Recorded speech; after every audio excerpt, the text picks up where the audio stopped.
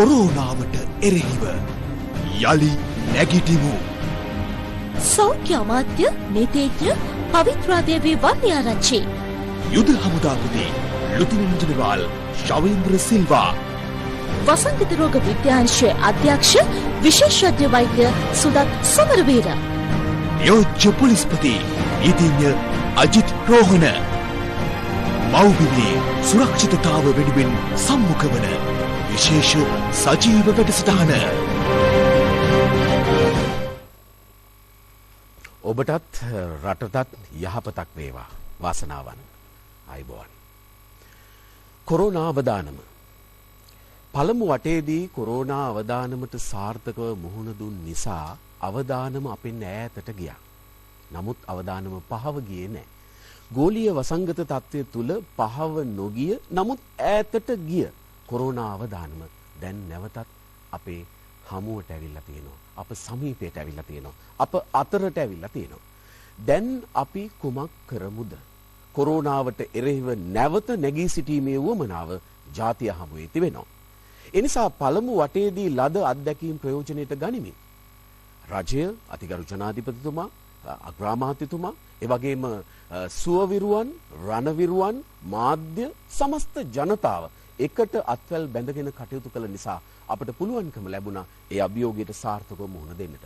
මෙදත් වහ අප අතර සියලු දෙනා එකතු වෙලා මේ කටයුත්තට මුහුණ දීමේ අවශ්‍යතාවය තිබෙනවා. ඒ නිසා ජනතාව වඩා නිර්වද්‍ය තොරතුරු දැනගැනීමේ වුවමනාව, ජනමාධ්‍ය හරහා ඔවුන්ව වඩා හොඳින් සූදානම් කිරීමේ වුවමනාව, ජනමාධ්‍ය හරහා තොරතුරු යාවත්කිය කාලීන කිරීමේ වුවමනාව, ජනතාව නොමග නොයවා අවශ්‍ය සිහියෙන් යුතුව කල්පනාවෙන් යුතුව ජීවත් කරවීමේ වුවමනාව ජනමාධ්‍ය වෙතත් පැවරලා තිබෙන නිසා ස්වාධීන රූපවාහිනියේ නිෂ්පාදන දායකත්වයෙන් සියලුම රාජ්‍ය මාධ්‍යයන් හරහා මේ මොහොතේදී සමගාමී විකාශයක් විදිහට අප ඔබට මේ රැගෙනෙන මණ්ඩප සාකච්ඡාව සූදානම් කළේ රට මේ අභියෝගයට මුහුණ දීම සඳහා සූදානම් කිරීමේ අරමුණ ඇතුවයි. ඒ නිසා අපි ඉල්ලා සිටිනවා වෙන් රැඳෙන්න අප සමග ඔබ දැනුවත් විය යුතු කාරණා බොහෝමයක් තිබෙනවා. ඒ වගේම සාවද්‍ය තොරතුරු වලින් බැහැර වෙලා නිර්වද්‍ය තොරතුරු සමග අපි ඉදිරියට යා යුතු නිසා ඒ වෙනුවෙන් අද මේ සාකච්ඡාවට එකතු වී සිටිනවා ගරු සෞඛ්‍ය අමාත්‍ය නීතිඥ පවිත්‍රා දේවී වන්‍යාරච්චි මැතිණිය. අයබෝවන් ඔබතුමියට. අයබෝවන්. ඒ වගේම වසංගත රෝග විද්‍යා අංශයේ ප්‍රධාන වසංගත රෝග විශේෂඥ වෛද්‍ය සුදත් සමරවීර මැතිතුමන්. අයබෝවන් ඔබතුමන්ට. ඒ වගේම කොරෝනා වැළැක්වීමේ ජනාධිපති කාර්ය සාධක බලකා ප්‍රධානී, ආරක්ෂක මාණ්ඩලික ප්‍රධානී, යුද හමුදාධිපති ලුතිනන්ට් ජෙනරාල් ශවේන්ද්‍ර සිල්වා මැතිතුමන්. අයබෝවන් ඔබතුමන්ට. ඒ වගේම පොලිස් මාධ්‍ය ප්‍රකාශක නියෝජ්‍ය පොලිස්පති නීතිඥ අජිත් රෝහණ මැතිතුමන්. අයබෝවන් ඔබතුමන්. අමාත්‍යතුමිය මේ මෙවර කොරෝනා රැල්ල මැඩ පැවැත්වීම සඳහා එයට මුහුණ දීම සඳහා රජය මේ වෙනකොට ගෙන තිබෙන වැඩපිළිවෙලින් අපේ මේ සාකච්ඡාව ආරම්භ කරමු.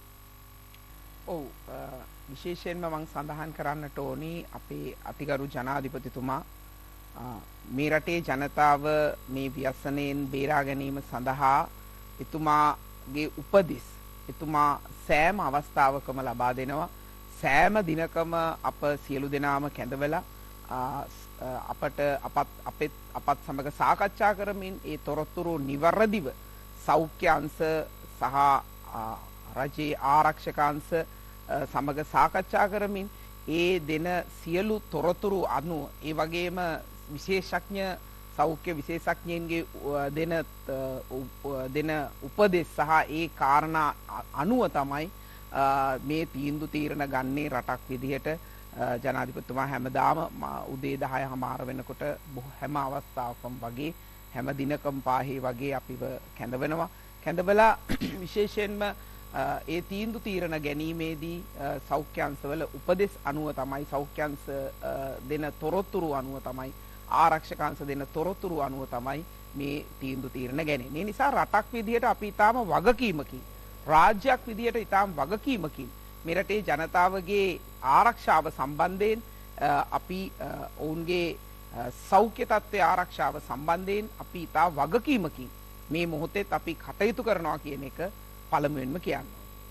ඒ වගේම මං හිතන්නේ තවදුරටත් අපේ හමුදාපතිතුමා කොවිඩ් කාර්යසාධක බලකායේ ගරු සභාපතිතුමා විදියට එතුමා පැහැදිලි කරයි කුමන විදිහකටද කටයුතු කරන්න කියලා. විශේෂයෙන් මේ වන විට බ්‍රැන්ඩික්ස් කර්මාන්ත ශාලාව ආශ්‍රිතව මිනුවන්ගොඩ පොකුරේ සියලුම ඒ කර්මාන්ත ශාලාවේ ඉන්න සියලු දෙනාගේම අපි PCR පරීක්ෂණ අපි අවසන් කරලා තියෙනවා. ඒ වගේම ඔවුන්ගේ ආශ්‍රිතයින්ගේ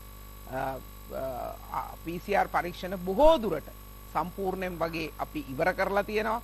ඒ වගේම ඒ ආරක්ෂ ඒ කියන්නේ ඒ රෝගීන් ඒක නැත්නම් බ්‍රැන්ඩික්ස් කර්මාන්ත ශාලාවේ ඉන්න ඒ වැඩ කරපු ඒ සියලු දෙනාගේම සමීපතයන් අපි මේ වන විට බොහෝ දුරට අපි අපේ ක්වොරන්ටයින් සෙන්ටර්ස් වලට ගෙනහිල්ලා තියෙනවා.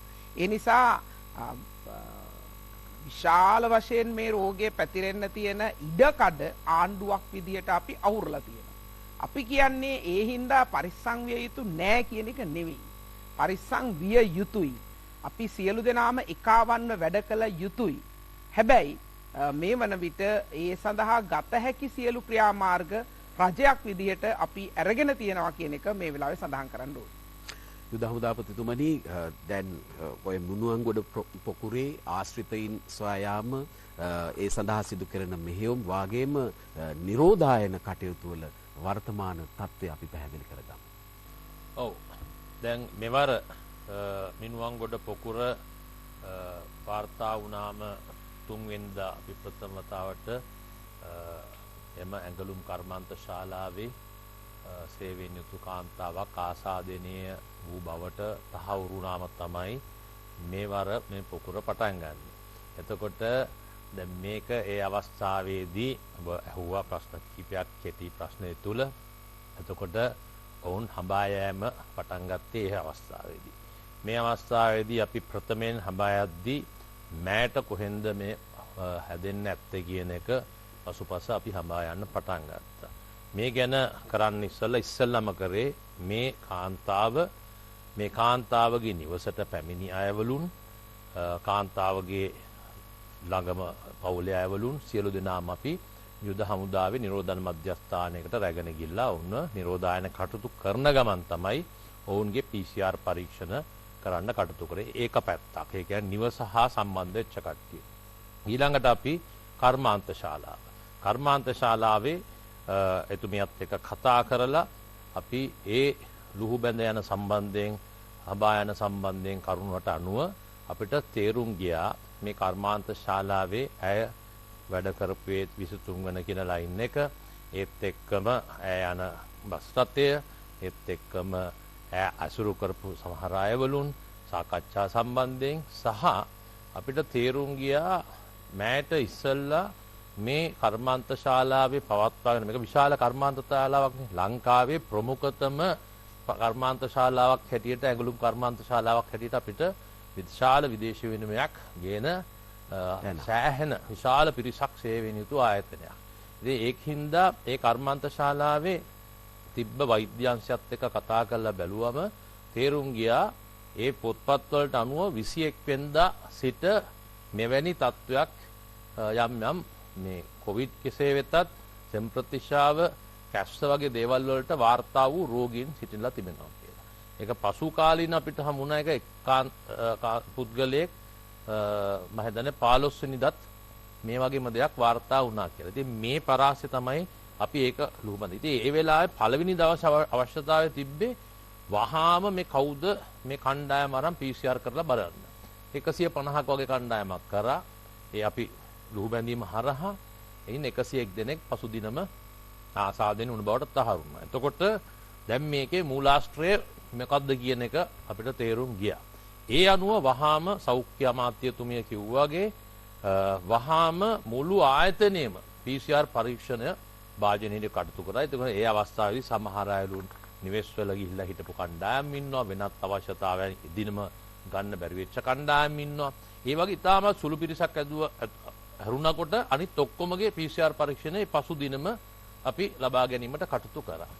ඒකේ වාර්තා එද්දී අපිට එනවා දැන් 800ක් පමණ වාර්තා වෙනවා කොවිඩ් ආසාදිතයන් හැටියට. එතකොට අපි ගත්ත ක්‍රියාමාර්ග අමාත්‍යතුමිය කිව්වාගේ ගත්ත ක්‍රියාමාර්ග තමයි අතිගරු ජනාධිපතිතුමා කරුවා ග්‍රාමතුමා රජය විශේෂයෙන්ම ජනාධිපතිතුමා මේ සමැදිව එතුමා කිව්වා වගේ සෑම දිනක අපි සාකච්ඡා පවත්වනවා මේක. ඉතින් නිරන්තරයෙන්ම මම හිතන්නේ පැය 3කට සැරයක් විතර ජනාධිපතිතුමා මේ සම්බන්ධව ඒ අදාළ ආයතන වලට කතා කරනවා. ඉතින් ඒ අනුව අපි ඒ කට්ටිය මේ PCR පරීක්ෂණ වාර්තා එනකන් කියලා හිටියේ නැහැ. අනිවාර්යයෙන්ම මේ කට්ටිය ජනාධිපතිතුමා කිව්වා අනිවාර්යයෙන්ම එක්ක රෝහලේ එක්ක නිරෝධායන මධ්‍යස්ථානයේ ඉන්න ඕනේ කියලා. වේලාව මතක් කරගන්නට.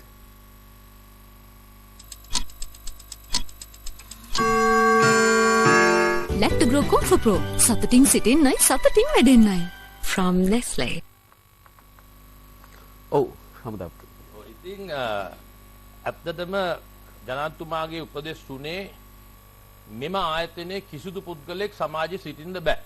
ඔක්කොමලා ගන්න ඕනේ එක්කෝ අසනීපණං රෝහල්ගත කරව ගන්න ඕනේ. එහෙම නැත්නම් ඔවුන් නිරෝධායන මධ්‍යස්ථානයේ අරන් යන්න ඕනේ. ඒක ඉතාමත්ම වැදගත් සහ මේ අවස්ථාවේ ඊට දින කීපයකට පස්සේ අද අපි ඉන්න දිනේ බැලුවම තේරුණා මේක සුවිශේෂී තීරණයක්. ඒකයි තින්දු තීරණ ගැනීම වැදගත් වෙන්නේ ඒකනේ. රටක නායකයා ගත්තා වගේ තීරණයක්. ඉතින් ඒ අනුව ඒක ගත්ත හින්දා අපිට තේරුම් ගියා ඒ කට්ටිය ගැනීම අපහසුතාවයන් තිබ්බා. ඒක අපිට මෙතන අදාළ නැහැ. නමුත් ඔබ ඇහුවේ ක්‍රමවේදය සම්බන්ධව ගත්තම් පස්සේ ඒ ගත්ත කට්ටිය අර PCR පරීක්ෂණ එන වාර්තා අනුව දැන් ඊයේ දිනෙත් එන සමහර ඒවා ඇවිල්ලා මේ සමාජයෙන් පමණක් නෙමෙයි මේ ආකාරයෙන් එන අයවලුන් ඉන්නවා. ඉතින් ඒ ආකාරයෙන් නිරෝධායන මධ්‍යස්ථානයේ ඉන්න කට්ටිය දැන් රෝහල් වලට මාරු වීමක් තමයි ඒ අනුව වුනේ. ඒත් එක්කම අපි හඹා ගියා ෆස්ට් කන්ටැක්ට් එක. ඔබ දන්නවා අපිට බය නැතුව තමයි අමාත්‍යතුමිය ඉන්න එයාටද මේක සෞඛ්‍ය ප්‍රශ්නයක් නේ.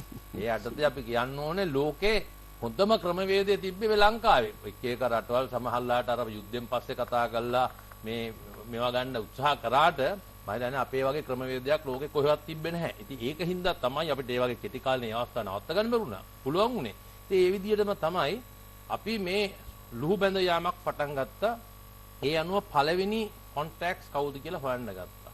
ඒ අනුව තමයි දවන්නවා තුන්වෙනි දවසේ විතරෙද්දි අපිට හමු වෙනවා නිමාඩු ගිය අය වුණට අපි ඔක්කොම එන්න කියලා කිව්වා. අපි අර නාවික හමුදාවේ ක්‍රමවේද යටතේ ඒ වගේ කරන්න කිව්වම ඒ කට්ටිය ඉතින් ආව සමහර ආවේ නැහැ. නමුත් සමහර කට්ටිය ඒ ළඟම තියෙන රෝහලට යන්න කියලා අපි මේ නාලිකාව ඔබලාගේ නාලිකාව ඇතුළු සියලුම නාලිකා වලින් ඉල්ලීම් කරනවා. ඒ අනුව ඔමුණුත් ඒකට අවනත වෙලා සමහර අය උන්ට තිබ්බ සෞඛ්‍ය තත්ත්වයන් යටතේ රෝහල් වලට ගියා. ඉතින් ඒ අනුව තමයි 16 දෙනෙක් පමණ ලංකාවේ විවිධ දිස්ත්‍රික්ක වලින් මේ සොයා ගැනීම කරනු ලැබුවේ. ඊට අමතරව දැන් මේ ක්‍රමවේදයක්දී දැන් පසුගිය දින දෙක පැය 48 72 විතර බැලුවම පස්සේ අපි හොයාගන්න බැලුවා මේ කවුද ඊළඟට කන්ටැක්ට්ස් ටික කියලා. ඒ අතර අපි අර පොසිටිව් වෙච්ච කොවිඩ් ආසාදිනු වුණ පවුල් ටිකත් අරන් යන්න උත්සාහ කරා. මේ ක්‍රමවේදයන් කරන්න ඉස්සෙල්ලම පළවෙනියෙන්ම කරේ මේ පැත්තක් මම මේ කතා කරන්නේ අනිත් පැත්තත් කිය යුතුයි. අනිත් පැත්තෙන් අපේ අනාගත පරපුර ජනතා අපේ ළමයි ඉස්කෝල පාසල් නිමාඩු දෙන්න තිබ්බේ සිකුරාදා. ඒක ඇඩ්වාන්ස් කරලා ඉදිරියට අරගෙන අපි පාසල් ජනාධිපතිතුමා අග්‍රාමාත්‍යතුමා රජයේ තීරණයක් ගත්ත මේක සෞදදම නිමාඩු ඇඩ්වාන්ස් කරලා කරනවායි කියලා. ඉතින් ඒකත් දුන්නා. ඒත් එක්කම අපිට තේරුම් ගියා මේ පිරිස ඉන්න බහුතර ඉන්න ප්‍රදේශ මොනවාද කියලා. ඒ අනුව පොලිස් බල ප්‍රදේශ දෙකකට නිරෝධායන ඇඳිරි නීතිය යොදවන්න ගත්තා ඉස්සල්ලාම. දිවුලපිටිය සහ මිනුවන්ගොඩ. ඊට පහුවෙන්ද වෙද්දී අපිට තේරුම් ගියා මේක වේයන්ගොඩටත් විහිදෙනවා කියලා වේයන්ගොඩත් වහම දැම්මා.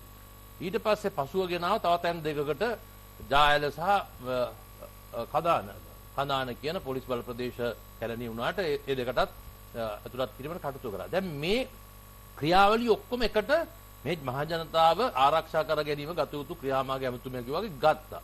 ඒ පැත්තෙන් ඒ දෙත් කරා. මේ පැත්තෙන් පළවෙනි කොන්ට්‍රැක්ට් රේසින් ටිකත් අපි කරන්න පටන් ගත්තා. අරගෙන අපි කොච්චර දුරට ගියාද කියනවනම් අපි අර ප්‍රොඇක්ටිව් කියනවා අපි වෙන්න ඉස්සෙල්ලා දේවල් අපි හැම වෙලාවෙම කරවුවා. ඒක තමයි අපේ සාර්ථකත්වය දත් තිබ්බේ. අපි තව දුරටත් අපි ගිහිල්ලා ඉදිරියට ගිහිල්ලා මේ කෝල්ස් දීලා මේ සම්බන්ධ වෙච්ච ඊළඟ කොන්ටැක්ට්ස් වලටත් කෝල්ස් දීලා අපි පැය 24ම හමුදාව පොලිසිය සෞඛ්‍ය අංශේ එතකොට බුද්ධ්‍යංශ මේ ඔක්කොම බුද්ධ්‍යංශ වලින් විශේෂයෙන්ම කෝල්ස් දීලා කියනවා ඔන්න ඔබ දන්නවද දන්නේ ඔබ මෙහෙම පුද්ගලයෙක් හම්බෙලා තියෙනවා මෙන්න මෙදා මෙතනදී ඒකින්ද ඊළඟ දින 7 හොඳ සුපරීක්ෂාකාරව ඉන්න කොවිඩ් හැදෙන chance එකක් ඔන්න තියෙනවා කියලා දැනුම් දෙනවා. එහෙම ලංකාවේ මේ වටේටම ඔබතුමාට කෝල් එකක් එන්න නැතුව ඇති ඔබතුමා එහෙම අහුවෙලා නැති හින්දා එහෙම කරගිලා හිටියා ඔබතුමාටත් කෝල් එකක් ඇවිල්ලා තියෙනුනේ වෙනකොට. ඒ විදිහට කෝල් දීලා මේ කට්ටිය පොඩ්ඩක් ඒකෙන් කියලා වෙන දෙයක් නෙමෙයි බය කිරීම නෙමෙයි ඔවුන්ව ස්වයං නිරෝධායනට ලක් කිරීමට අපි කටයුතු කරනු ලැබුවා. ඉතින් ඒ අනුව තමයි අපිට මේ දැන් ඊයේ දිනේ පෙරේදා ඊයේ දිනේ 101ක් එද්දි පෙරේදා දිනේ වගේ සංඛ්‍යාවක් 30ක් එද්දි අපි දන්නවා මේ කට්ටිය ඉතින් බොහෝ දුරට COVID-19 දිනේට හැකියාව තිබුණා ඒ කරපු ඇසුර සහ ඔවුන් දෙන්නගේ තිබ්බ සෞඛ්‍ය තත්ත්වයන් අනුව. ඒ කියන්නේ ඔවුන් සෞඛ්‍ය පිළිපැදපු හැටියට. ඉතින් උපදෙස් දුන්න ආකාර පිළිපැද්දා නම් කොහොමද වෙන්නේ කියලාත් අපි දැනගෙන හිටියේ. ඒකින්ද අපි කාර්ය සාධක බලකාය රජය විසින් මේ ගත යුතු ක්‍රියාමාර්ග ප්‍රොඇක්ටිව් විදිහට අපි අරගෙන අපි මොවුන්ව ආරක්ෂා කිරීමට ගත යුතු ප්‍රධාන ක්‍රියාමාර්ග ටික ඔබ ඇහුවේ කොහොමද මේ තත්ත්වය මොකක්ද කියලා ඒකයි නිරෝධායන සම්බන්ධයෙන් ඔබ දෙවුණුවට ඇහුවා. ඔව් නිරෝධායන ගත්තම දන්නවා අපි නිරෝධායන තිබ්බේ සාමාන්‍යයෙන් අපි 8000ක වගේ ප්‍රමාණයක් තමයි විදේශ රටවල් වලින් ආපු කට්ටිය ලංකාවේ ඉස්සලා තිබ්බ අවස්ථාවත් එක්ක අපි නිරෝධායන කිරීමට කටයුතු කරනු ලැබුවේ. ඉතින් ඒ කරගෙන යද්දී මේ අවස්ථාවේදී අපිට පැහැදිලිව පෙනුණා මේක 8000කින් නම් නිරෝධායන කරලා නවත්තන්න හැකියාවක් නැති වෙයි කියලා. ඒ අනුව අපේ නිරෝධායන අපේ යටතල පහසුකම් අපි වැඩි දියුණු කරමින් අද ගත්තොත් නිරෝධායන මධ්‍යස්ථාන 96ක් ත්‍රිවිධ හමුදාවෙන් පවත්වාගෙන යනවා. 10250කට අධික සංඛ්‍යාවක් අපි නිරෝධායන කරනු ලබනවා. එපමණක් නෙමෙයි තව නිරෝධායන මධ්‍යස්ථානයේ අද උදෑසන වෙද්දී තව 2000කට අපි නිරෝධායන පහසුකම් අපි දැන් තියලා බලාපොරොත්තු වෙන්න එන්න එපා අපිට අවශ්‍ය නැහැ. නමුත් අපි මේ ප්‍රායෝගික වෙන්න ඕන හින්දා අපි ඒකයි කියන්නේ අපි ඉස්සරහින් වැඩ කරන්නේ. ඒකින්ද අපි ඒකත් සූදානම් කරලා තිබෙනවා. ඔබගේ ප්‍රශ්නේ අවසාන කොටස ඒකයි. අපි රටක් වශයෙන් මේ රටේ ඉන්න ඕන තත්වයකට මේ තත්වය යටතේ විය යුතු කර්තව්‍යයන් සියල්ලකටම අපි තාමත් සාර්ථකව මේ වෙනතක් මුහුණ දීලා තිබෙනවා. බොහොම විශ්වසනීය ප්‍රකාශයක් අපිට ඒ පිළිබඳව තියෙන්නේ ආඩම්බරයක් වගේම මේ ප්‍රකාශයන් සහ මේ ක්‍රියාමාර්ග හරහා ජනතාවට තියෙන්නේ දැඩි විශ්වාසයක්. ඒ විශ්වාසය මත ඔවුන් සිටින බව අපට දැනෙනවා. ඒ අතරතුර විශේෂඥ වෛද්‍යතුමනි දැන් රටේ විවිධ තැන්වලින් ආසාදිතයින් කීප දෙනෙක් වාර්තා වෙනවා. කටුනායක කලාපේ කර්මාන්ත ශාලා කීපයක ඒ වගේම රෝහල් කීපයක මේ වගේ ආසාදිතයින් වාර්තා වෙන අතරතුර එහෙම ආසාදිතයින් මතුවීම හඳුනා ගැනීම නිරීක්ෂණය කරද්දී මේ රෝගයේ ව්‍යාප්තිය හෝ මේ රෝගයේ වර්තමාන තත්ත්වය පිළිබඳව වෛද්‍ය නිර්දේශයක් විදිහට කොහොමද ප්‍රකාශ කරන්නට පුළුවන්? අත වශයෙන්ම හමුදාපතිතුමා කිව්වා වගේ මේ ග්‍රැන්ඩික්ස් කර්මාන්ත ශාලාවේ මේ පොක්කක අපි හඳුනා ගන්නකොටම අපි වසංගත රෝග විද්‍යාංශය විසින් ප්‍රාදේශීය වසංගත රෝග විද්‍යාඥවරුන්වත් දිස්ත්‍රික් වල ඉන්න කණ්ඩායම් අපි දැනුවත් කළා මෙන්න මේ වගේ සිද්ධියක් යනවා. ඒ නිසා යම්කිසි විදියකින් මේ කර්මාන්ත ශාලාවේ සේවය කරන අය ඒ ප්‍රදේශවල ඉන්නවනම් වහාම හඳුනා ගන්න ඕන්න ගෙවල් වල නිරෝධායනය කරන්න PCR පරීක්ෂණ වලට යොමු කරන්න කියලා. ඉතින් ඒ විදියට ඒ හඳුනාගත්තු අය ඒ විදියට නිරෝධායනය කරලා PCR පරීක්ෂණ කරපු නිසා තමයි අපිට මේ දිස්ත්‍රික්ක කිහිපයකම අලුතෙන් රෝගීන් හමු වෙන්නේ පහුගිය කාලයක් තිස්සේ අපිට සමාජය හම්බෙන්නේ නැතුව තියෙද්දි. අපි මේ ක්‍රමවේදයම තමයි ක්‍රියාත්මක කළේ නාවික හමුදා කඳවුරේ නිරෝධායනය මේ පොකර එනකොටත්. ඒ අවස්ථාවේදීත් අපි දිස්ත්‍රික්කවලදී ඒ විදියට අඳුනගෙන ඒ විදියට එතන නාවික හමුදා සෙබළුන් 40කගෙත් ඔවුන්ගේ ගෙවල් වල අය 80කගෙත් අපි ඒ විදියට ඒ ප්‍රදේශවලදී අපි හඳුනාගත්ත රෝගීන්. ඉතින් මේ විදියටම මේ වෙලාවේ මේ තැන් වලින් මේ හමු වෙනවා කියන්නේ මේ පැන්ඩික්ස් කර්මාන්ත ශාලාවට සම්බන්ධයි තමයි. තවමත් අපිට මූලාශ්‍රය හරියටම තහවුරු කරගන්න බැරුව ඉන්නේ රෝගීන් 3 දෙනෙක් විතරයි. අපි ඒගොල්ලන්ගේ මේක හොයාගෙන යනවා. මේක වැඩේ තියෙන මේක හොයාගෙන යනකොට සමහරවිට මේගොල්ලන්ට අමතකයි. සමහර අය කියන්නේ නැහැ. සමහරවිට කියන්න බෑ ඒගොල්ලන්ට තියෙන සම්බන්ධතාවයන්. ඉතින් ඒක නිසා සමහරවිට අපිට මේ සම්බන්ධය හොයාගන්න බෑ. නමුත් මේ රටපුරා කොහෙන් ආවත් අන්තිමට බලනකොට මේ සම්බන්ධතාවය මෙතන මේ වෙනකල් මේ ඔක්කොම රෝගීන්ට බ්‍රැන්ඩික්ස් කර්මාන්ත ශාලාවට සම්බන්ධයක් තියෙනවා. ඉතින් එතන වැදගත්කම තමයි මෙතනදී ඒක අපි මේ මෙතන බ්‍රැන්ඩික්ස් කර්මාන්ත ශාලාවටයි මිනුවන්ගොඩටයි විතරක් අපි අවධානය යොමු කරගෙන හිටියානම් මේ කට්ටිය මෙහෙම තවත් රෝගීන් පතු කරලා මේ සමාජයේ තවත් රෝගීන් ඇති වෙන්න පුළුවන්. නමුත් මේ තත්ත්වයේදී මේ කරපු ක්‍රියාදාමයෙන් හින්දා අපිට පුළුවන් වෙලා තියෙනවා ඒගොල්ලන් පාලනය කරගන්න හඳුනා ගැනීම නිසා රෝගී එතනින් ඔබට යන එක පාලනය කරගන්න. ඉතින් අත් වශයෙන්ම මේක අපි කිව්වා වගේ මේ අවදානමට පෙර සූදානම් වගේ මේක දැනගත්තු ගමන්ම අපි ක්‍රියාශීලී වෙච්ච හින්දා තමයි අපිට මේ විදිහට හොයාගන්න පුළුවන් වෙලා තියෙනවා. හොඳයි නියෝජ්‍ය පොලිස්පතිතුමනි. දැන් මේ වෙනකොට නම් 5 වසර අපේ අනාගත දරු පරම්පරාව පුංචි දරුවෝ පරිස්සමට ශිෂ්‍යත්ව විභාගෙ ලියනවා. අපි එයාට ආශිර්වාද කරන්නට ඕනේ කිසිම කරදරයක් නැතුව හොඳ මානසිකත්වයකින් මේ දරුවන්ට විභාගෙ ලියන්නට හැකියාව ලැබේවා කියා. ඒ වගේම හෙට තීරණාත්මක උසස් පෙළ ආරම්භ වීමට නියමිතයි. ඒ වගේම උසස් පෙළ කාලච්ඡේදය මාසයකට ආසන්න කාලයක් පුරා මේ කාලසටහන් දිගුව තියෙන බව අපි දන්නවා. මෙහිදී මේ නිරෝධායන ඇඳිරි නීතිය පවතින ප්‍රදේශ සහ රටේ අනිකුත් ප්‍රදේශවල ජනතාව මේ දරුවන් විභාගයට යොමු කිරීමේදී සහ විභාග ශාලාවලදී සැලකිලිමත් විය යුතු කාරණා පිළිබඳව අපි දැනුවත් කරමු. බොහොම ස්තුතියි. මම හිතන්නේ හොඳ අවස්ථාවක් අද හෙට දැන් අද එක විභාගයක් අවසන් වෙනවා. මෙලටත් අවසන් වෙලා ඇති. හෙට උසස් පෙළ විභාගේ පටන් ගන්න වෙලාවේ මේ වගේ අවස්ථාවක් ජාතික නාලිකා හරහා ලැබීම ගැන දැන් මම මේ ගැන උදේ විභාග කොමසාරිස් ජෙනරාල්තුමා එක්කත් නැවත කතා කරා. දැන් අපි විශේෂයෙන්ම සඳහන් කරන්නේ එකක් තමයි ඇඳිරි නීතිය තියෙන ප්‍රදේශවල අනිත් එක ඇඳිරි නීතිය නැති ප්‍රදේශවල. නමුත් දෙපැත්තටම බලපාන කාරණා කීපයක් ගැන අවධානය යොමු කරන්න කැමතියි. ඒ කාරණේ තමයි දැන් අපි හැමෝම දන්නවා සෞඛ්‍යාංශ කියන විදිහට මේ රෝගේ තියෙන එකම දේ තමයි මේ දුර තියා ගන්න ඕනේ. ඒ වගේම සෞඛ්‍ය පුරුදු පිළිපදින්න ඕනේ කියන එක. දැන් විභාගයක් පැවැත්වෙනකොට ඒ විභාගෙට ළමයි යනකොට දැන් හෙට දවසේ යන්නේ යමක් අවුරුදු 17ක් 18ක් ඒ වගේ වයසේ ඉන්න දරුවෝ. ඒගොල්ලොන්ගෙන් වැඩි දෙනෙක් පොදු ප්‍රවාහන සේවා තමයි භාවිතා කරන්නේ. ඒ කියන්නේ බස් රථ දුම්රිය වගේ දේවල්. ඉතින් දෙමව්පියොත් ඒ දරුවන්ටත් අපි මතක් කරන්නේ හැම වෙලාවකම ගෙදරින් යනකොට ඒ සෞඛ්‍ය සිරිත් වලට අනුගත වෙලා යන්න අනිවාර්යයෙන්ම මුහුණු ආවරණයක් පැළඳගෙන යන්න. දැන් බස් එකකට නැග්ගාම කෝච්චියකට නැග්ගාම යම් යම් දේවල් අපිට අල්ලන්න වෙනවා. බස් එකට නගින ආධාරකය අල්ලන්න වෙනවා. සමහරට සීට් එකක් අල්ලන්න වෙනවා. එතන වාඩි වෙන්න වෙනවා. ඉතින් දැන් මාසයක විතර කාලයක් තියෙනවා ඔබ මේකට මුහුණ දෙන්න ඕනේ. පොඩි හෙම්බිරිස්සාවක් උණක් ආවොත් මුහුණ දෙන්න බැරි වෙනවා. ඒකින්ද උපරිම ආරක්ෂක සෞඛ්‍ය ආරක්ෂණ ක්‍රම අනුගමනය කරන්න ඕනේ. ඒ වගේ දේවල් වලදී ප්‍රවේශම් වෙන්න ඕනේ. ඒ වගේම හැම වෙලාවෙම බස් එකෙන් බැස්ස විගසත් විභාග මධ්‍යස්ථානෙට ගිය විගසත් අත් පිරිසුදු කරගන්න මට දැනුම් දීලා තියෙන විදිහට මේ හැම විභාග මධ්‍යස්ථානයක් ආශ්‍රිතවම ඒ වගේ පිරිසුදු කිරීමට අවශ්‍ය ජලය සබන් ඒ සියල්ල හෝ වෙනත් ද්‍රාවණ සපයලා තියෙනවා. ඒ කටයුතු කරන්න ඕනේ. දැන් ඒ වගේම අපි දැකලා තියෙනවා විභාගයක් පටන් ගන්න ඉස්සෙල්ලා ළමයි ඒකරාශි වෙලා සමානලාවට ප්‍රශ්න පත්‍රයට එනේ ඒවා ඊයේ රෑ පාඩම් කරපුවා ඉලක්ක ප්‍රශ්න මේවා සාකච්ඡා කරනවා. දැන් මේ කාල පරිච්ඡේදයේ එහෙම සාකච්ඡා කරන්න කාල පරිච්ඡේදයක් නෙමෙයි. මේක මේ ඇඳිරි නීතිය තියෙන ප්‍රදේශවලට විතරක් නෙමෙයි හැම ප්‍රදේශයකටම බලපානවා. හැම වෙලාවෙම එකිනෙකාට ගැටිලා එකතු වෙලා ඉන්න එපා. පුළුවන් තරම් හුදෙකලාවේ ඉන්න උත්සාහ කරන්න. ඒ වගේම විභාගෙට වාඩි වුණාට පස්සේ ආපහු ඉවර වෙලා එනකොටත් අපි දන්නවා විභාගයක් ඉවර වෙච්ච හැටි ඒ විෂය ඉවරයි හිතේ ලොකු බරක් අයින් වෙනවා. ඉතින් අපිත් විභාග කරන කාලේ එහෙමයි. නමුත්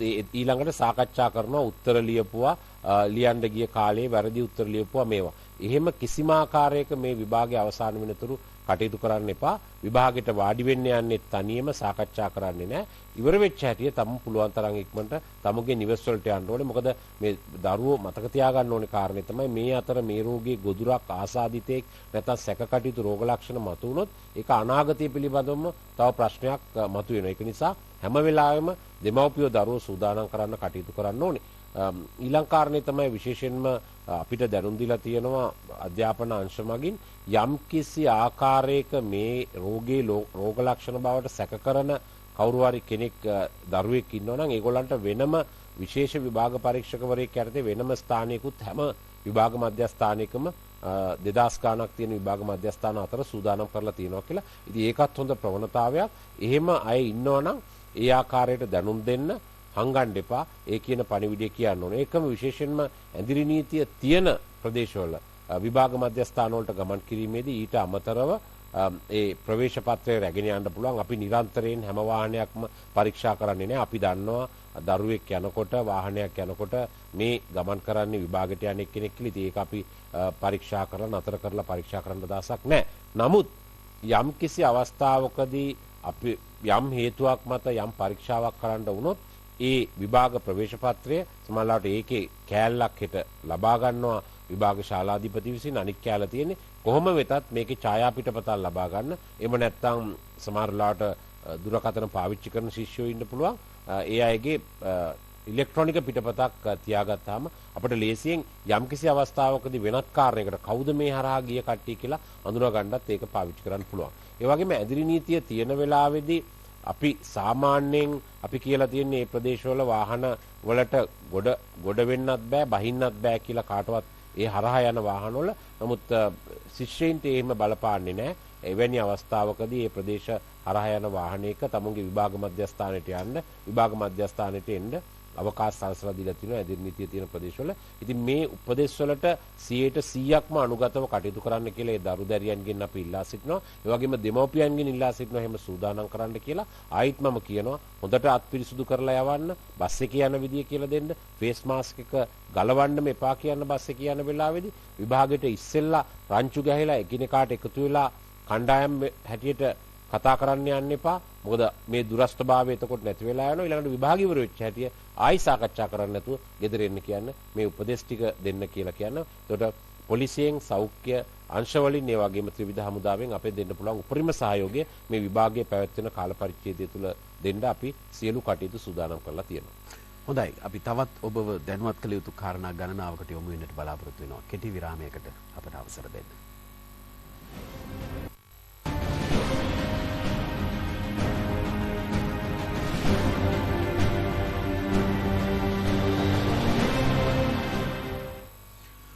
කොරෝනාවට එරෙහිව යලි නැගිටිමු.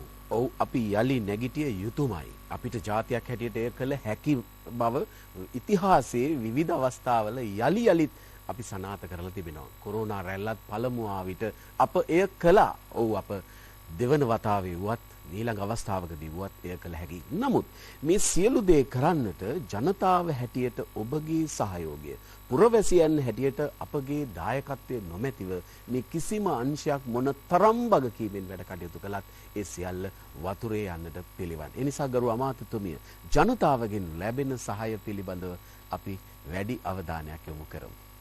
ඔව් ඇත්තටම සෙල මෙහිමයි. දැන් අපේ රටේ ජනතාව විශේෂයෙන් බටහිර රටවල් වල ඉන්න ජනතාව හෝ වෙනත් ලෝකේ ඉන්න අනික් රටවල් වල ජනතාවට සාපේක්ෂව ඉතාම හොඳ ජනතාවක් ඉන්නේ.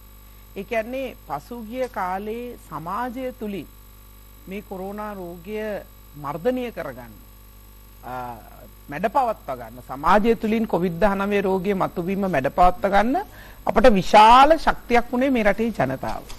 මේ රටේ අපේ ආදරණීය ජනතාව අප කියන දේ ඇහුවා. ඒවා පිළිපැද්දා. අපි මාස්ක් දාන්න කිව්වන් දැම්මා. අත් හොදන්න කිව්වන් අත් හේදුවා. සෙනග පොරකන පොඩි බැඳෙන තද වෙන තැන්වලට යන්න එපා කියලා කිව්වා. මීටර එක දුරකින් ඉන්න කිව්වා. ඒව ජනතාව පිළිපැද්දා. රටකට ආණ්ඩුවකට තනියෙන් මෙවැනි වසංගතයක් අපිට මර්ධනය කරන්න අමාරුයි. මේ සඳහා ජනතාවගේ සහයෝගය ඉතාම අත්‍යවශ්‍යයි.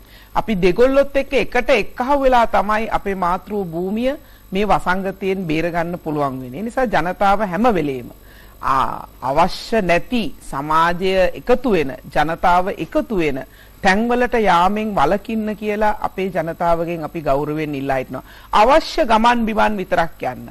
අවශ්‍ය තැනකට යන්න. ඒ ඇරෙන්න මිනිස්සු එකතු වෙන නොයෙකුත් තැන්වලට යෑම පුළුවන් තරම් සීමා කරන්න කියලා අපේ රටේ ජනතාවගෙන් අපි ඉතාම ආදරෙන් ඉල්ලනවා. හැබැයි ඒත් එක්කම අපි කල්පනා කළ ආණ්ඩුවක් විදියට මෙය නීතියක් බවට පත් කරන්න සීල. ඒ නිසා විශේෂයෙන් අපේ අජිත් රෝහණ මැතිතුමා නිරන්තරයෙන් ඒ බව අපට මතක් කරනවා මේක කරන්න ඕනි කියලා. ඉතින් ඒ නිසා මම නීති කෙටුම්පත් දෙපාර්තමේන්තුවට අපි යොමු කරලා තියෙනවා මේ නීති කෙටුම්පත හදන්න කියලා. ඒ කියන්නේ ඒ ගැසට් පත්‍රය හදන්න කියලා. මම හිතනවා බොහෝ වෙලාවට හෙට දවස ඇතුළත නීති කෙටුම්පත් දෙපාර්තමේන්තුවෙන් එහි කෙටුම්පත මා වෙත ලැබේවි. එහෙම වුණොත් හෙටම අපට පුළුවන් වෙයි බොහෝ විට හෙට හෝ අනිද්දා වෙනකොට මේ ගැසට් පත්‍රය මුද්‍රණය කරන්න.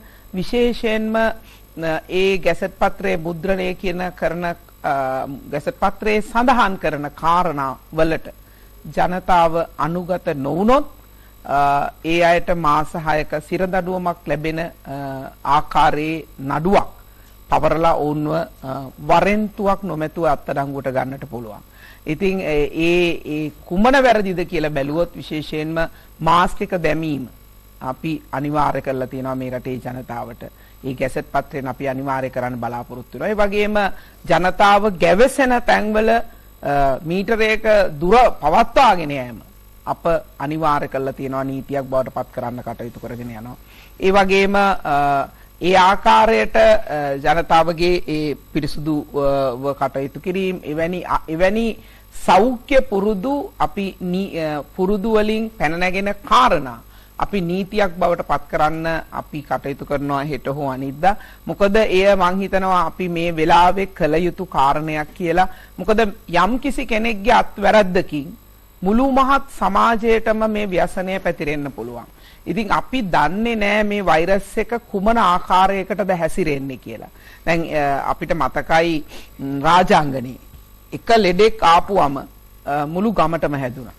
ඉතින් එවැනි නිසා එක එක වෛරසස් අපි දන්න එක සෞඛ්‍ය විශේෂඥයෝ දන්නේ ඒ වෛරස් හැසිරෙන විදිය COVID-19ම එක එක වෛරස් ප්‍රභේද තිබෙනවා කියලා විශේෂඥයෝ කියනවා. ඉතින් මේ ප්‍රභේද හැසිරෙන විදිය අපි දන්නේ නැහැ. ඉතින් ඒක නිසා එක්කෙනෙක්ගේ වරද්දකින් සමාජයම ව්‍යසනයකට පත් වෙන්න පුළුවන්. ඒ නිසා මේවා නීති බවට පත් කරලා ඒ කියන්නේ අපි හිතමු පරිශ්‍රයකට යනකොට ඒ පරිශ්‍රයේ අයිති හිමියාගේ වගකීම තමයි උණ බැලීම. එවැනි කාරණා පවා ඒ රෝගියාගේ උෂ්ණත්වය මැනීම. එවැනි කාරණා පවා නීතියක් බවට පත් කරලා ගැසට් පත්‍රයක් අමාත්‍යවරිය විදිහට එය නීතියක් බවට පත් කරන්න හෙට හෝ අනිද්දා අපට ඒක කරන්න පුළුවන් වෙයි. මේ රජයක් විසින් අපි ගත්ත තීන්දුවක් ගරු ජනාධිපතිතුමා ගරු අග්‍රාමාත්‍යතුමා ඇතුළු රජයක් විසින් අපි මේ තීන්දුව ගත්තා මේ වෙලාවේ මේ කළ යුතුයි කියලා. විශේෂයෙන්ම කියන්නට ඕනි අපි රජයක් විදිහට දැන් මේක ජනතාවට දැන් මේ ලෙඩේ අලුත් නෑ අසීල. ජනතාවටත් මේ ලෙඩේ දැන් ටිකක් පරණයි. හැබැයි අපි එහෙමයි කියලා අපි මේ රෝගය මර්ධනය කරන්න ගත හැකි සියලු ක්‍රියාමාර්ග අපි අරගෙන තියෙනවා. ඒක අපි අපේ රටේ ජනතාවට කියන්නට ඕනේ. විශේෂයෙන්ම කොහොමද පළවෙනි ඒ කර්මාන්ත ශාලාවේ රෝගියා හමු වුනේ? ඇයට මේ රෝගය තියෙනවා කියලා දැනුනේ කොහොමද? සෞඛ්‍ය අමාත්‍යාංශ විසින් අනිවාර්ය කළා තිබුණා පසුගිය කාල සීමාව පුරාවටම මහ ජන ඡන්දයෙන් පස්සේ මහ මැතිවරණයෙන් පස්සේ ඒ තියෙන කාලය තුල හැම අවස්ථාවකම අපි කියලා තිබුණා ප්‍රධාන රෝහල් වලට එන රෝගීන් ක්ලිනික්ස් වලට එන රෝගීන් දවසකට අඩුම ගානේ එක් රෝහලකින් 10 දෙනෙක් PCR පරීක්ෂණයට ලක් කරන්න ඕනේ කියලා. ඒ වගේම අපි පහුගිය අගෝස්තු මාසෙ වෙනකොට සියලුම ඔය ඇඟලුම් කර්මාන්ත ශාලාවල අය PCR පරීක්ෂණ වලට ලක් කළා. ඒ කර්මාන්ත ශාලා සියල්ලම කර්මාන්ත පුරවල සිටින සියලුම කර්මාන්ත ශාලා PCR පරීක්ෂණයකට ලක් කරා.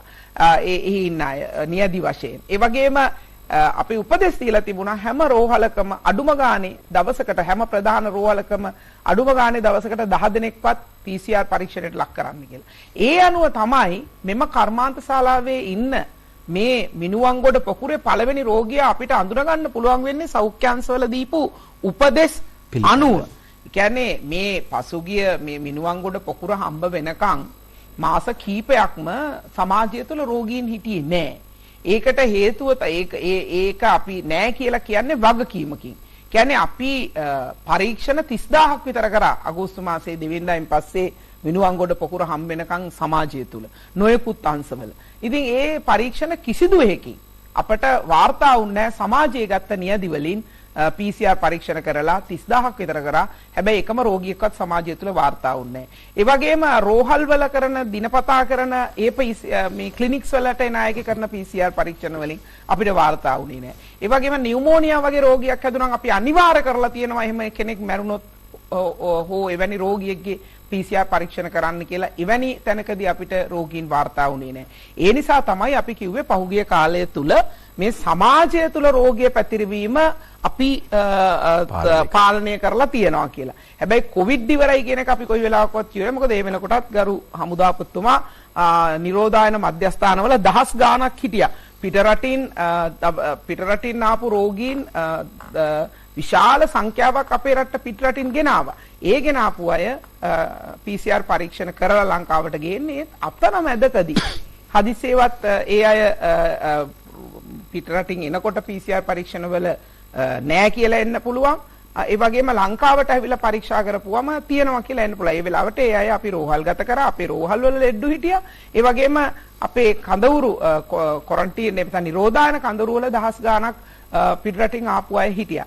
ඉතින් ඒ නිසා අපි කිව්වේ මේ සමාජය තුල කරපු හැම අවස්ථාවකම පසුගිය කාල සීමාව තුල විශාල සංඛ්‍යාවක් දහස් ගාණින් 30000ක් විතර අපි කළා. ඒ හැම කිසිම තැනක මේ මේ මිනුවන්ගොඩ පොකුර අපිට හම්බ වෙනකන් අපිට රෝගීන් හම්බුන්නේ. හැබැයි ඒ රෝගියත් ඔය දැන් අපිට නොයෙකුත් තැන්වල හම්බ වෙන කොයි රෝගියා හම්බුණත් ඒ රෝගීන් අපිට දැන් අපිට ටිකක් උතුරු නැගෙනහිර එක රෝගියෙක් හම්බුණා. කොහෙද? යාපනයේ. එතකොට ඒ රෝගියත් හම්බෙන්නේ අපේ කරන පරීක්ෂණ වලින්. රෝහලේ කරන පරීක්ෂණ වල. ඒ නිසා අපි කියන්න ඕනේ මේ සෞඛ්‍ය අමාත්‍යාංශයක් විදිහට නැත්තම් රජයක් විදිහට අපි මේ වැඩේ අතෑරලා හිටියේ නෑ. අපි මේක දිගින් දිගටම මේ පරීක්ෂණ කටයුතු දසදහස් ගණනින් ලංකාව පුරාම PCR පරීක්ෂණ කටයුතු කළා. ඒ වගේම අපි මේකේ මතක් කරන්න ඕනේ දැන් නාවික හමුදා පොකුර කියලා ගත්තොත් අපිට ඉස්සෙල්ලාම හම්බෙන්නේ 80යි. එතකොට ඊට පස්සේ තමයි කඳවුර ඇතුලේ දවසින් දවසට තමයි මේ ගාන වැඩි වෙන්නේ. හැබැයි එකපාරටම මිනුවන්ගොඩ පොකුරේ එක දවසට අපිට හම්බ වෙනවා 700 ගාණක්. ආය අනිත් දවසේ 100 ගාණක්, අනිත් දවසේ 200 ගාණක්. එක පාරටම ලොකු ප්‍රමාණයක්. අපි ඒ වෙනකොට අපේ 1000ක් විතර කරන්න පුළුවන් වෙලා තිබිච්ච PCR පරීක්ෂණ සංඛ්‍යාව 2000ක් විතර පස්සේ අපි වැඩි කරගත්තා. හැබැයි මේ වන විට රටක් අමාත්‍යාංශයක් විදිහට අපි සූදානම් වුණා. රටකට මෙහෙම දෙයක් වුණොත් අපි පුළුවන් උපරිමයෙන් PCR පරීක්ෂණ කරන්න අපි ලැබ් පහසුකම් වැඩි කරන්න ඕනේ. ඒ නිසා අද දවස වෙනකොට 7000ක් විතර දවසකට අපිට මේ අපේ අමාත්‍යාංශය ඇතුලේ තියෙන පරීක්ෂණාගාරවල PCR පරීක්ෂණ කරන්න පුළුවන්. අපි ඒ වගේම ස්පිරිතාලවල isolation centers අපි ලෑස්ති කරගෙන හිටියා. ලංකාව පුරාම මේ isolation centers අපි දිගටම ලෑස්ති කරගෙන හිටියා. ඒ කියන්නේ කොයියා මේ හැම රෝහලකම හැම ප්‍රධාන රෝහලකම විශේෂයෙන්ම අපි කියන්නේ අනුරාධපුර රෝහල. ඒ වගේම දැන් උනත් අපි අපේ රටේ ජනතාවට කියන්නට ඕනි ඔබට යම් සැකයක් තියනවා නම් ඔබට හෙම්බිරිස්සාවක්, කැස්සක්, උණ ගතියක්, උගුර රිදෙන ගතියක්, කහින ගතියක්, ඔළුව රිදෙන ගතියක් තියෙනවා නම් එක්ක ඔබ ප්‍රදේශයේ ඉන්න සෞඛ්‍ය වෛද්‍ය නිලධාරීතුමාව හමුවන්න. නැත්තම් ඔහුට දැනුම් දෙන්න. ගරු ඇමතිතුමිය විනාඩියක් පොඩි කාලයක් දෙන්න වේලාව මතක් කරගන්න.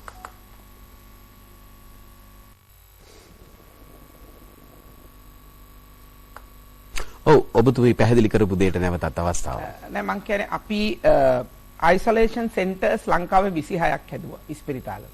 ඒ කියන්නේ යම් කිසි දිස්ත්‍රික්කයක රෝගී ලක්ෂණ තියෙන කෙනෙක් ආවොත් ඒ දිස්ත්‍රික්කයේ ඒ රෝගියාව එම ඒ මධ්‍යස්ථානවලට ඒ රෝහලේ තියෙන වෙනමම මධ්‍යස්ථානයකට අපි යොමු කරනවා අනික් අයත් එක්ක එකට ගැටෙන්නේ නැති වෙන්න. විශේෂයෙන්ම අපි ඉල්ලා සිටින්නේ ඔබට යම්කිසි විදියක මේ COVID-19 රෝගයට අදාළ මේ වෛරස් එකට අදාළ හෝ ඔබට සැක සහිත නම් ඔබට යම්කිසි රෝග ලක්ෂණයක් තියෙනවා කියලා ඔබ වහාම ප්‍රදේශයේ ඉන්න PHI මහත්තයාට විශේෂයෙන් සෞඛ්‍ය වෛද්‍ය නිලධාරීතුමාට ඔබේ ප්‍රදේශයේ ඉන්න සෞඛ්‍ය වෛද්‍ය නිලධාරීතුමාට ඔබේ මේ රෝගී තත්ත්වය දැනුම් දෙන්න.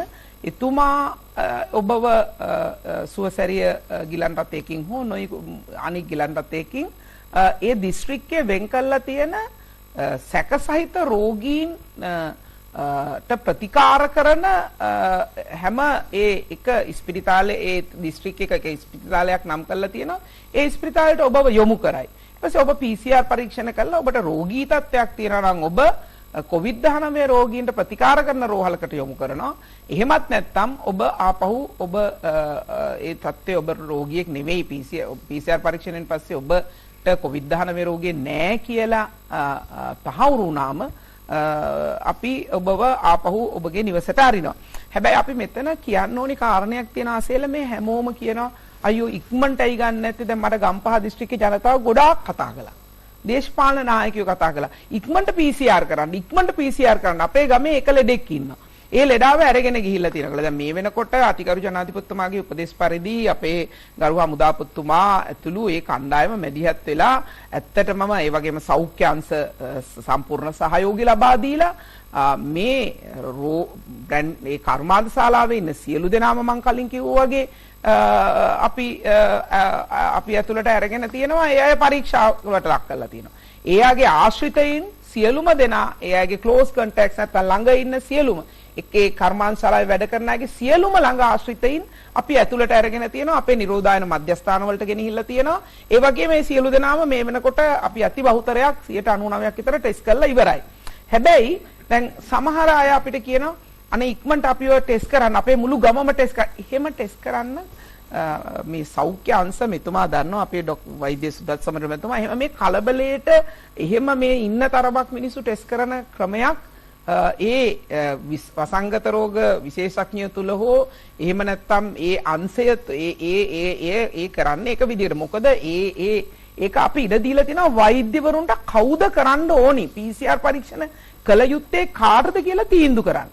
ඒ කරන්නේ මොකද මේ වෛරස් එකක් ඇඟේ වැඩෙන්න සාමාන්‍යයෙන් විශේෂඥයන්ගේ මතය අඩුම ගානේ දවස් 4-5ක් යන්න ඕනි.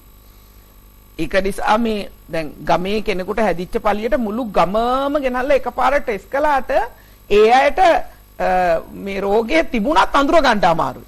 සාමාන්‍යයෙන් මේකේ බීජෝත්සන සමය දවස් 2 ඉඳලා දවස් 14ක් කියනවා. ඉතින් ඒක නිසා මේ වෛරස් එක ඇඟ තුල වැඩුණන් තමයි මේ පරීක්ෂණයට ලක් කරන්න විශේෂඥයෝ බලන්නේ. නැත්තම් දැන් අද මගේ ඇඟට වෛරස් එකක් ඇති වුණා කියලා මම PCR පරීක්ෂණය කරා කියලා මට රෝගය නැහැ කියලා මං රෝගේ නිදහස්, රෝගියාම මාව නිදහස් වෙනවා. හැබැයි ඇත්තටම මගේ ඇඟේ වෛරස් එක තියෙනවා. දවස් 3-4කින් නැත්තම් 6කින් 7කින් චෙක් කරනකොට මම සමාජය තුලම ගිහිල්ලා මම PCR පරීක්ෂණයකට ලක් කළා. ඊට පස්සේ ඒ කෙනාට රෝගය නැහැ කියලා එයා නිදහස් කරලා එයා මුළු සමාජය තුල හැසිරීලා දවස් 7කට විතර පස්සේ ආපහු රෝග ලක්ෂණ බෝ වෙනවා, මතුවෙනවා. ඒ නිසා මේ අය කරන්නේ යම්කිසි ක්‍රමවේදයකට. ඒ ක්‍රමවේදයට කරන්නට අපි මේ වෛද්‍යාංශවලට ඉඩ දෙන්න ඕනේ. එහෙම නැත්නම් මේ සමාජය තුළ තියෙන ඔය අන්රෙස්ට් එක අනේ එක්කෙනෙක් හැදුනම මුළු ගමටම ටෙස්ට් කරන්න ඕනේ, අයියෝ රටටම ටෙස්ට් කරන්න. එහෙම කරන්න බෑ.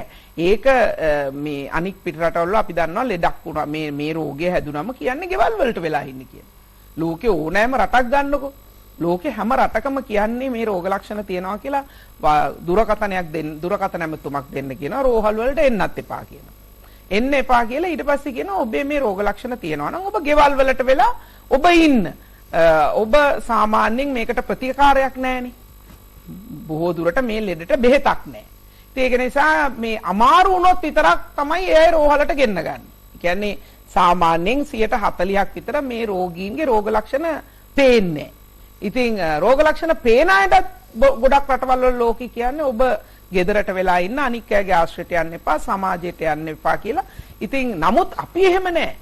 අපි ආශ්‍රිතයිනුත් ගන්නවා. ඊළඟට ඒ රෝගය තිබුණා නම් යම්කිසි තැනක ඒ තියෙන සියලු දෙනාමත් ගන්නවා. මේ සියලු දෙනාමත් ටෙස්ට් කරනවා. ඉතින් ඒක නිසා ඊටාම ආරක්ෂිත වැඩපිළිවෙලකට රජයක් විදියට අපි වැඩ කරගෙන යනවා. අපි වැඩ කරන්නේ වගකීමකින්. හැබැයි ඒක දේශපාලනික වශයෙන් නෙමෙයි අපි තීන්දුව ගන්න. අපි තීන්දුව ගන්නේ හැම වෙලේම මේ අපිට මේ රෝගය මර්ධනය කිරීමේ ක්‍රියාවලියේදී අපේ රාජ්‍යයට යම්කිසි ලෝකයේ දෙවෙනි තැනට එන්න පුළුවන් උනේ මේ රෝගය මර්ධනය කිරීමේ පිළිවෙලේදී අපිට එන්න පුළුවන් උනේ මේ අපි ඊටාම තීන්දුව తీරන ගැනීමේ ක්‍රියාවලියේදී සෞඛ්‍ය අංශවල උපදෙස් අනුව තමයි අපි ඩිසිෂන් මේකින් process එකේදී කටයුතු කළේ. නැත්තම් තීන්දුව ක්‍රියාවලියේදී අපි කටයුතු කරේ. මට මතකයි ගිය හැම සැරේකම අතිගරු ජනාධිපතිතුමාට සෞඛ්‍ය අංශ ලබා දුන්න නිර්දේශ. එතුමා තීන්දුව කළා කවද්ද රටට මැදිරි නීතිය දාන්නේ? මාස කීයක් රටේ ඇදිරි නීතිය දානවද?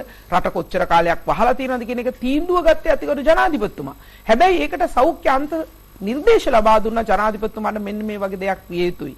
මෙන්න මේ කාලේ තමයි ඇඳිරි නීතිය අයින් කරන්න ඕනේ. ඇඳිරි නීතිය අයින් කරනකොට ඇඳින් කර යුත්තේ මෙන්න මේ වගේ. දැන් මේ වන විටත් මම මේක කතා කරාට කමක් නැද්ද? මම දැන් නිකන් මේකත් දැනුවත් කිරීමට කියන්න දැසෙල මේ නැත්නම් ඊළඟ වටේදී කියන්නේ දැන් අපි මේ වන විටත් අපි නීති දාලා තියෙනවා. විශේෂයෙන් කියන්න ඕනේ මේ වන විට 50% තමයි අපි උපදෙස් දීලා තියෙන්නේ ට්‍රාන්ස්පෝර්ට් වල. ඒ කියන්නේ මහජන පුද්ගලික සහ පොදු ප්‍රවාහනයේදී ඒ ප්‍රවාහන සේවාවලට අපි දාලා තියෙන අපේ සෞඛ්‍ය අමාත්‍යාංශයේ වෙබ්සයිට් එකේ අපි ගයිඩ්ලයින්ස් දැන් හදලා අපි දාලා තියෙනවා. ඒවැ PHI මහතුරු මේවා තදින් බලනවා, පොලිසිය මහතුරු තදින් බලනවා, හමුදාව තදින් බලනවා. අපි කිව්වා ඒ කියන්නේ මේ ප්‍රවාහනයේදී පොදු සහ මහජන ප්‍රවාහනයේදී 50% පමණයි ඔවුන්ට මේ වෙනකොට ප්‍රවාහන සේවාවල ගමන් කරන්න පුළුවන්. ඒ වගේම 75%යි ඉන්න පුළුවන් සුපර් මාකට් වල, තමන්ගේ කඩවල් වල. ඒක අඩු කරන්න ඕනේ. ඒ කියන්නේ බැංකු වල, එහෙම නැත්නම් shopping mall වල. මේක අපි අපේ ගයිඩ්ලයින් එක අපේ සෞඛ්‍ය අමාත්‍යාංශය අපි නැවත බලලා අපි රීවිසිට් කරලා දැන් අපි කියලා තියෙනවා මේ ආකාරයට තමයි රට කටයුතු කරන්න ඕනි කියලා. ඒ වගේම විශේෂයෙන් අපි තාම කෘෂිකර්මයේ 100%ක් උනාට කමක් නැහැ කියන තැනක ඉන්නවා. ඒ වගේම ග්‍රොසරි එහෙම නැත්නම් සාමාන්‍ය කඩවල, ඒ වගේම ග්‍රොසරි වල අපි කියලා තියෙන්නේ 100ට ඉන්න පුළුවන් ජනගහනය ඉන්න සාමාන්‍යයෙන් එන අයට වඩා වැඩ කරන අයත් ඒ වගේම පැමිණෙන අයගෙත් 50%කට සීමා කරන්න කියලා. සති පොළවල් වල 75%කට දක්වා ගෙනියන්න කියලා තියෙනවා. ආර්ථික මධ්‍යස්ථානවල 50%කට සීමා කරන්න කියලා තියෙනවා. බේකරි වල 50%කට සීමා කරන්න කියලා තියෙනවා. විශේෂයෙන්ම බියුටි සැලූන්ස් වල, බාබර් ෂොප්ස් වල 50% පමණයි වෙනදාට වඩා ඔවුන් කටයුතු කරනකොට ඔවුන්ගේ සේවාව ලබා දිය යුත්තේ. ඒ වගේම අනික් විශේෂයෙන්ම අපි තහනංක ඒ වගේම ඔය ඩ්‍රෙස් මේකර්ස්ලා එහෙම නැත්නම් ඇඳුම් මහන තැන්වල, කමියුනිකේෂන් සෙන්ටර්ස් වල, ෆොටෝකොපි කරන සෙන්ටර්ස් වල ඒවායෙත් අපි වෙනදා 50% පමණ පවත්වාගෙන යන විදිහට තමයි උසාවි වලට පවා 50% පමණයි අපි ඒ නඩු කතා කිරීමේදී සහ ඒ කියන්නේ උසාවි කෝට් එකේ එළියේ කට්ටිය තියාගන්නට ඕනි නඩුවට අවශ්‍ය ප්‍රමාණය. එහෙම රටේ වුණා. විශේෂයෙන්ම බන්ධනාගාර වලට පැමිණීම අපි සම්පූර්ණයෙන්ම තහනම් කරලා තියෙනවා. ඒ වගේම ඩේ කෙයාර් සෙන්ටර්ස්, ඒ වගේම මොන්ටිසෝරි, ඒ වගේම සාමාන්‍ය ඉස්කෝල සම්පූර්ණයෙන්ම අපි වහලා තියෙනවා. ඒ වගේම ටියුෂන් ක්ලාසස් 6 මේ වගේ උසස් අධ්‍යාපන ආයතන සම්පූර්ණයෙන් අපි වහලා තියෙනවා. වෙඩින්ග්ස්, මළගෙවල් මේ වෑදී සෙනග සහභාගී වීම 50%ට හෝ 50%කට අඩු කරලා තියෙනවා. ඒ වගේම පාටිස්, ඒ වගේම ඒ වගේ ඉවෙන්ට්ස්, ඒ වගේ තියෙන දේවල් සම්පූර්ණයෙන්ම අපි අර්ථය තහනම් කරලා තියෙනවා. ඒ වගේම අපි ආගමික ස්ථානවල පවා අපි කියන්නේ 50% පමණ අනුව කටයුතු කරන්න කියලා. ජිම්ස් වල 50%යි. මේ ආකාරයට සිනමා සම්පූර්ණයෙන් තහනම් කරලා තියෙනවා. ඒ වගේම කානිවල් මියුසිකල් ෂෝස් සම්පූර්ණයෙන් අපි තහනම් කරලා තියෙනවා. ඒ වගේම මෙවැනි ආකාරයට ඒ වගේම දැනට මේ පබ්ස්, බාර්ස් ඒ වගේ ඒවා සම්පූර්ණයෙන් තහනම් කරලා තියෙනවා. වයින් ස්ටෝර්ස් 50%ක් තහනම් කරලා තියෙනවා. ඒ වගේම ඔය casino, night club, betting centres, පාස් වගේ ඒවා සම්පූර්ණයෙන් රටේ තහනම් කරා අපි.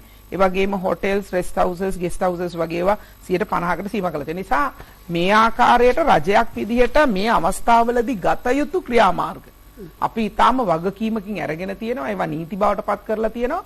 කළ හැකි සියලු දේ රජයක් විදිහට මේ අවස්ථාවේදී අපි කරලා තියෙනවා.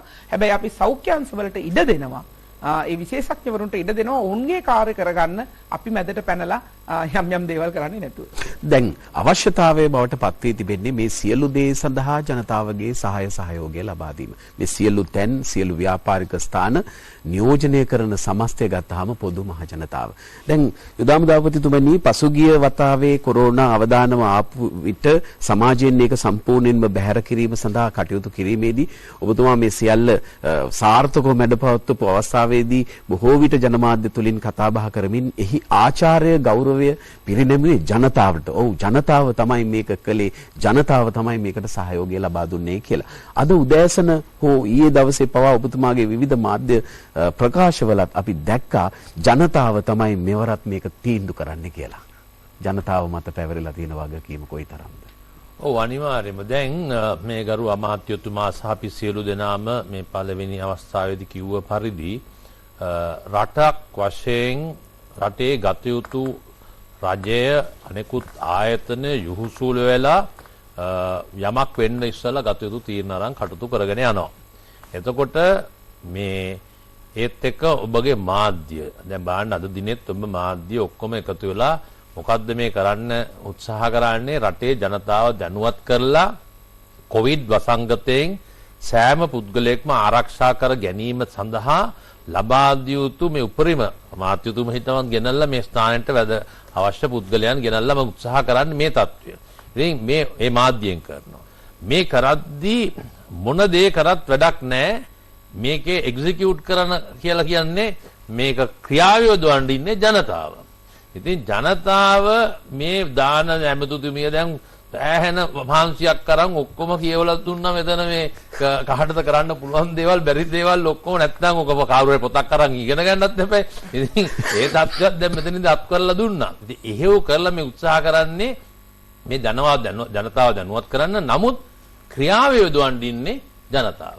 ඉතින් මේක ඔබතුමා නිවැරදිව කිව්වා. පසුගිය වතාවේ ප්‍රථම වතාවේ අපේ රටේ ජනතාව විශාල කැපකිරීම කරා මේ සම්බන්ධයෙන්. කී දෙනෙක්ට රස්සා දිනපතා රැකියාවන් කරලා හම්බු කරන කට්ටිය. ඒත් එක්ක ඔබතුමාට මතක ඇති සමහර පිට පළාත්වල වැඩියම කන්ද උඩරට ප්‍රදේශයේ වතුකරේ සහ අනෙකුත් පළාත් වලින් අවිල්ලා අපි ප්‍රායෝගිකව දැක්කා. අද එකපාරටම මෙන්න මෙහෙමයි කියලා ඇදිරි නීතිය දාලා ඉන්නවා. කොහොමද කන්නේ බොන්නේ කියලා ඒ කට්ටියට විශාල ප්‍රශ්න තිබ්බා. ගරු බැසිල් රාජපක්ෂ අමාත්‍යතුමා මේ සම්බන්ධයෙන් ක්‍රියා කරා. ඉතින් ඒ ක්‍රියා කරන අතර බැහැයි නෑ අපිට කණ්ඩ නෑ කියලා වෙන රටවල් වලගේ ගහ ගන්න පාරවල් වලට ඇවිල්ලා මේවා කරාද? බොහොම අහිංසක බුද්ධිමත් ජනතාවක් ශ්‍රී ලංකාවේ ඉන්නේ. බුද්ධිමත්. ඉතින් ඒක හින්දා තමයි ඔවුන් මේ බව තේරුම් අරන් තමුන්ට වෙච්ච පාඩුවක් මොන පරාසයකට වුණත් ඒක විදදරාගෙන රටක් වෙනුවෙන් එකට හිටගත්තා අපගේ ජනතාව. ඒ අවස්ථාවේදී වුණා. දැමුත් තියෙන්නේ එච්චරම තමයි. ජනතාවගේ අතේ තියෙන්නේ. ඉතින් ජනතාවට කියන්න පුළුවන් මං හිතන්නේ අපේ රටේ ජනතාවට මේ කායි කියන්න දෙයක් නැහැ. වෛද්‍යතුමා ඇවිල්ලා කියන්න දෙයක් නැහැ. ඒ කට්ටියක් දැන් වෛද්‍යතුමාලා වගේ දන්නවනේ මේ කතාව. මොකද දැන් මේ අපි මේ කොවිඩ් මේ මරණ මේකේ මේ ඉඳලා මේ ක්‍රියාන්විත මධ්‍යස්ථානයේ ඉඳලා මෙතුලාමලා වගේ අපි මේ මෙතුමා වගේ අවුරුදු 5ක් යුනිවර්සිටියේ ඉල්ල ඉගෙන ගත්තේ නැති වුණා. අපිට මේ කොවිඩ් සම්බන්ධයෙන් යම්කිසි දැනුමක් දැන් ඇවිල්ලා. අපිට දැනුව දිනවා කියන්නේ රටේම මිනිස්සුන්ට මේ දැනුම තියෙනවා. නමුත් මේක කොහොමද අපි ක්‍රියාත්මක කරලා කොවිඩ් ආසාදිතයෙක් නොවී ඉන්නේ. මේ කියන තරම් මේක යකා කලුත් නැහැ නැතුවත් නැහැ. වෙලා තියෙන්නේ මේකේ ඇත්ත తත්වයේ මේ තනි පුද්ගලෙක් යතේ වැඩක් තියෙන්නේ. ක්‍රමවේදයන් දාලා තියෙනවා. ඔබට යමක් ආසාදින වුණොත් ඔබ ආසාදිතයෙක් වුවොත් ඔබ අරන් ගිහිල්ලා මැරෙන්න දෙන්නේ නැතුව රැකගත්ත රටක් මේක. 13 දෙනෙක් විතර පමණක් මේකෙන් මියගිය රටක් නෙමේක. ඉතින් මේ අසල්වැසි රටවල ඊයේ මම දැක්කා මේ මාධ්‍යවල පෙන්නන ආකාරය අපේ අසල්වැසියේ බිග් බ්‍රදර්ගේ තත්ත්වය බැලුවම පස්සේ කොහොමද අරන් යන්නේ කියලා මේ මියගිය අයවලුන් දැක්කම අපිට ඒ තත්ත්ව නැති නොකර කොච්චර මේ වෛද්‍යවරුන් කැප වෙලා මේ මොන් රැකගෙන තිබෙනවද?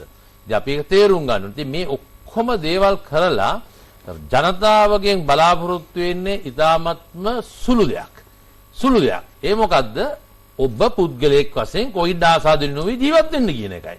ඒකට ක්‍රමවේදයක් මොනවද තියෙන්නේ? ඔබට කියනවාද මේ උදේ ඉඳලා මේක නාන්න ඕනේ අරක බොන්න ඕනේ එහෙම කියන්නේ නැහනේ. එහෙම කිසිම දෙයක් කියන්නේ නැහැ. කියන්නේ එළිය ගෙදර ඇතුළටලා ඉන්න පිරිසුදුව. ගෙදර ඇතුළෙත් සමහරට එළියට යන කට්ටිය එනවා නම් අපි ඒ කාලේ තිබ්බා ශාරීරික දුරස්ථභාවය නිවස ඇතුලේ කොච්චර වචන සෙට් එකක් ආවද මේ කොවිඩ් එක්ක.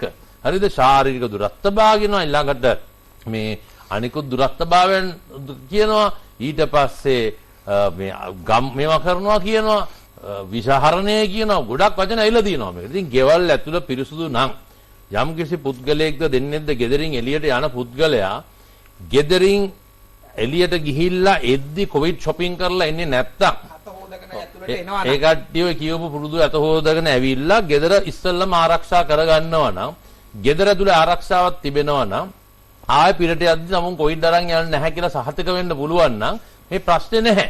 එතකොට සෑම පුරවැසියෙක්ම ඒ தත්ත්වය ඇති කරගන්නවා. ඊට පස්සේ යන ආයතන බලන්න මේ සෞඛ්‍ය අමාත්‍යාංශ අපේ වෛද්‍ය නිලධාරීන්ගේ සංගමය අනිත් ඔක්කොම එකතු වෙලා හදලා තියෙන මේ තත්ත්වය ඒක ලෝකේ අනිත් කට්ටිය දැන් පිළිපදින තත්ත්වයට ඇවිල්ලා මේක.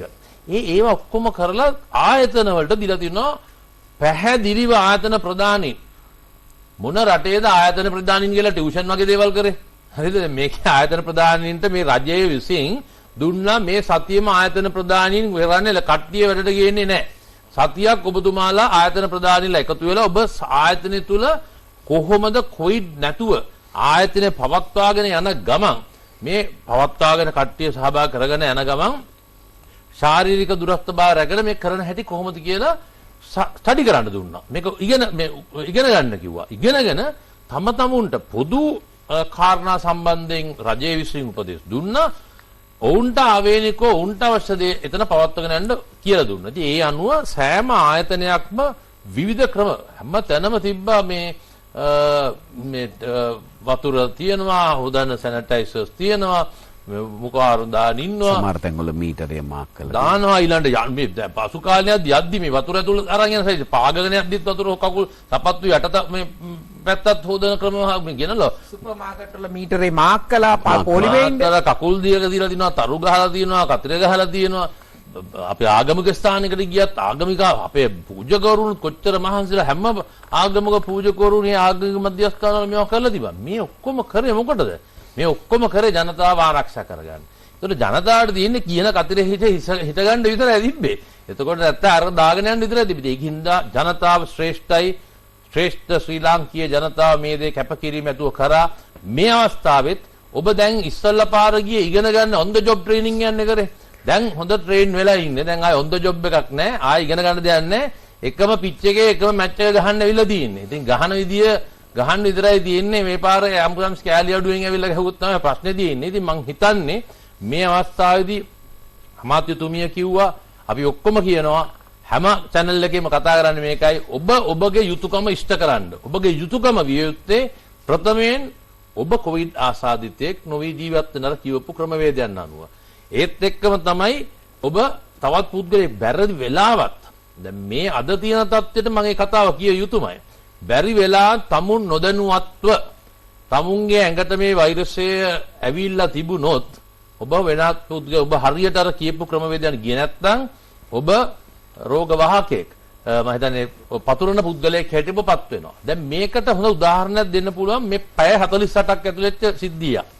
අපි දන්නවා මේ කොළඹ රෝහලක යම්කිසි එක් පුද්ගලයෙක්ට ආසාදි වුණායි කියලා තත්ත්වයක් තිබ්බා. ඒ අනුව අපිට හිතමු ගමන් හම්බ වෙනවා මීගමුව ප්‍රදේශයේ එක් අවන්හලක පුද්ගලයෙක්ට මේ ආසාදිත වෙච්ච දෙන. ඒ කට්ටිය ඔළුවේ බිම තියලා කියනවා නෑ මට කිසිම මේක එන්නම විදියක් නෑ. මේ අපි තමයි ගෙනලා දීලා තිබ්බ විදියට තමයි කතා කරන්නේ ඔක්කොමලා. ඉතින් වහගෙන ගියන් පස්සේ කෙටියෙන්ම කිව්වොත් මේ රෝහලේ සම්බන්ධතාවය ගැන කතා කරද්දී මේ පුද්ගලයා ඒ අවන්හලේ වැඩ කරන පුද්ගලයා දන්නේ නැහැ මේ තාත්තා මෙතන ඒ අවන්හලේ වැඩ කරන පුතත් එක්ක සම්බන්ධ ඒ සේවක මහත්තයෙක් ඉන්නවා ඒ අවන්හලේ වැඩ කරන එයාගේ තාත්තා අර මේ ඇඟලුම් කම්මලේ පොසිටිව් කේස් එකක්.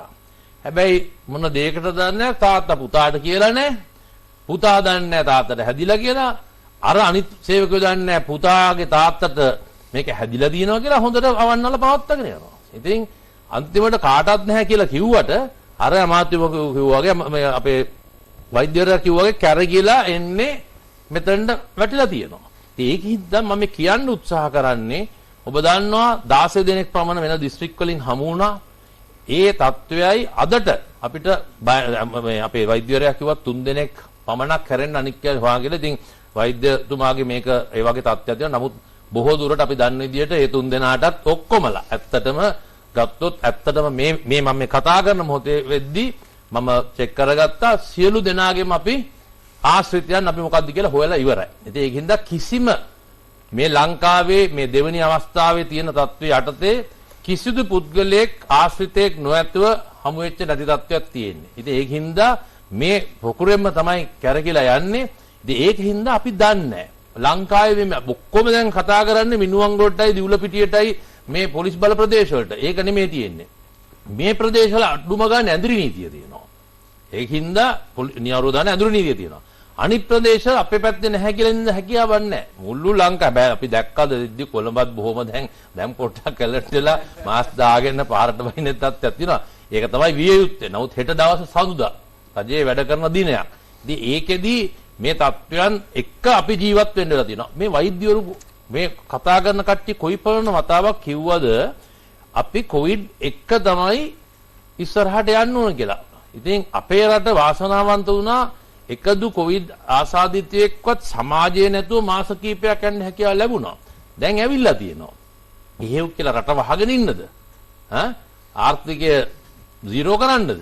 ඒක නෙමෙයි තියෙන්නේ.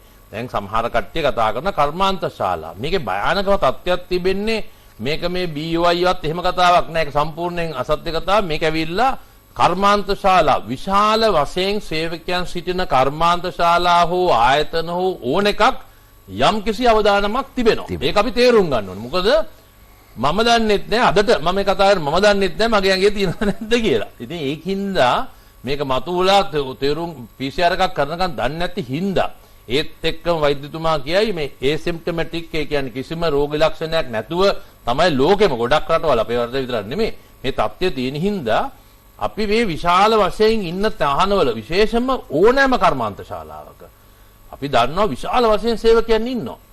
ඒකින්ද වැදගත් වෙනවා ඔබ ආසාදිතෙක් නොවි ජීවත් වෙන්න. ඒත් එක්ක තව දෙයක් තිබෙනවා විශේෂයෙන් මේ කර්මාන්ත ශාලා ගත්තම ඒ වගේ ආයතනවල ඔවුන් නිවාසිකාගාරවල මේ ආයතනයේ වැඩ කරන කට්ටියයි අනිත් වෙන පැත්තක තියෙන ආයතනයක වැඩ කරන කට්ටියයි ඔක්කොම එක බෝඩිවේ ඉන්නවා. ඒක බරපතල අවදානම් තත්ත්වයක්. ඒක අපි නැති කරන්න බෑනේ ප්‍රායෝගික ප්‍රශ්නයක් නේක. ඉතින් ඒක තිබිය යුතුයි. ඉතින් ඒ වුණාට අපි අර කියන සෞඛ්‍ය ක්‍රමවේදයන් ඔවුන් ඉන්න නිවාසිකාගාර තුල හැකිතාක් දුරට කරොත් සහ ඔවුන් අනිත් ඔබගේ ආයතනයට යද්දි අතරමඟ ගමන් කරන මාධ්‍ය ගොඩක් වලට මේ පෞද්ගලික ආයතන ඔවුන්ගේ ප්‍රහාණ පහසුවක් තියෙනවා. නමුත් අනික් කට්ටිය අපේ රජයේ සේවකයන් අනික් කට්ටිය මේ තත්ත්වේ නැහැ. ඒකින්ද මේ කියන තත්ත්වය තමයි ඇති කරගන්න ඕනේ. ඔබ අහපු ප්‍රශ්නේ මහ ජනතාව තමයි මේකේ පෙරමුණ ගන්න ඕනේ. මහ ජනතාව ආරක්ෂිතව ඔබ කොවිඩ් ආසාදිතයෙක් නොවි තවත් පුද්ගලයෙක් කොවිඩ් ආසාදිතයෙක් නොනා කියන උද්දුත්ත පාඩේ තවුන්ගේ හිතේ තියාගෙන වැඩ කරන්න කියන එකයි කියන්න තිබෙන්නේ. බොහොම ස්තුතිවන්ත වෙනවා. සාකච්ඡාවේ තවත් අපි ඉදිරියට යමු කෙටි විරාමයක් අරගෙන ඉන්න අනතුරුව.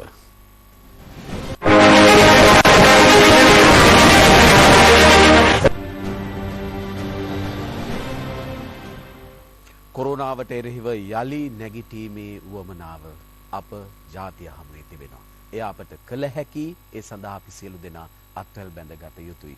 ඔබ අප සියලු දෙනාගේ යුතුයකම මේ මොහොතේ කළ යුතු දේ නොපිරිහිලා ඉටු කළ යුතුයි. ඒ සඳහා ඔබ අප සියලු දෙනා දැනුමින් තොරතුරු වලින් කරුණු වලින් යාවත් කාලීන විය යුතුයි. ඒ වෙනුවෙන් අප මේ රාජ්‍ය මාධ්‍ය සියල්ල එකතු වෙලා එකට සමගාමී විකාශයක් හැටියට ගෙනෙන කොරෝනාවෙන් යලි නැගිටිමු යන්න අවධාරණය කරන වැඩසටහනත් එක්කයි ඔබ යලිත් එකතු වී සිටින්නේ.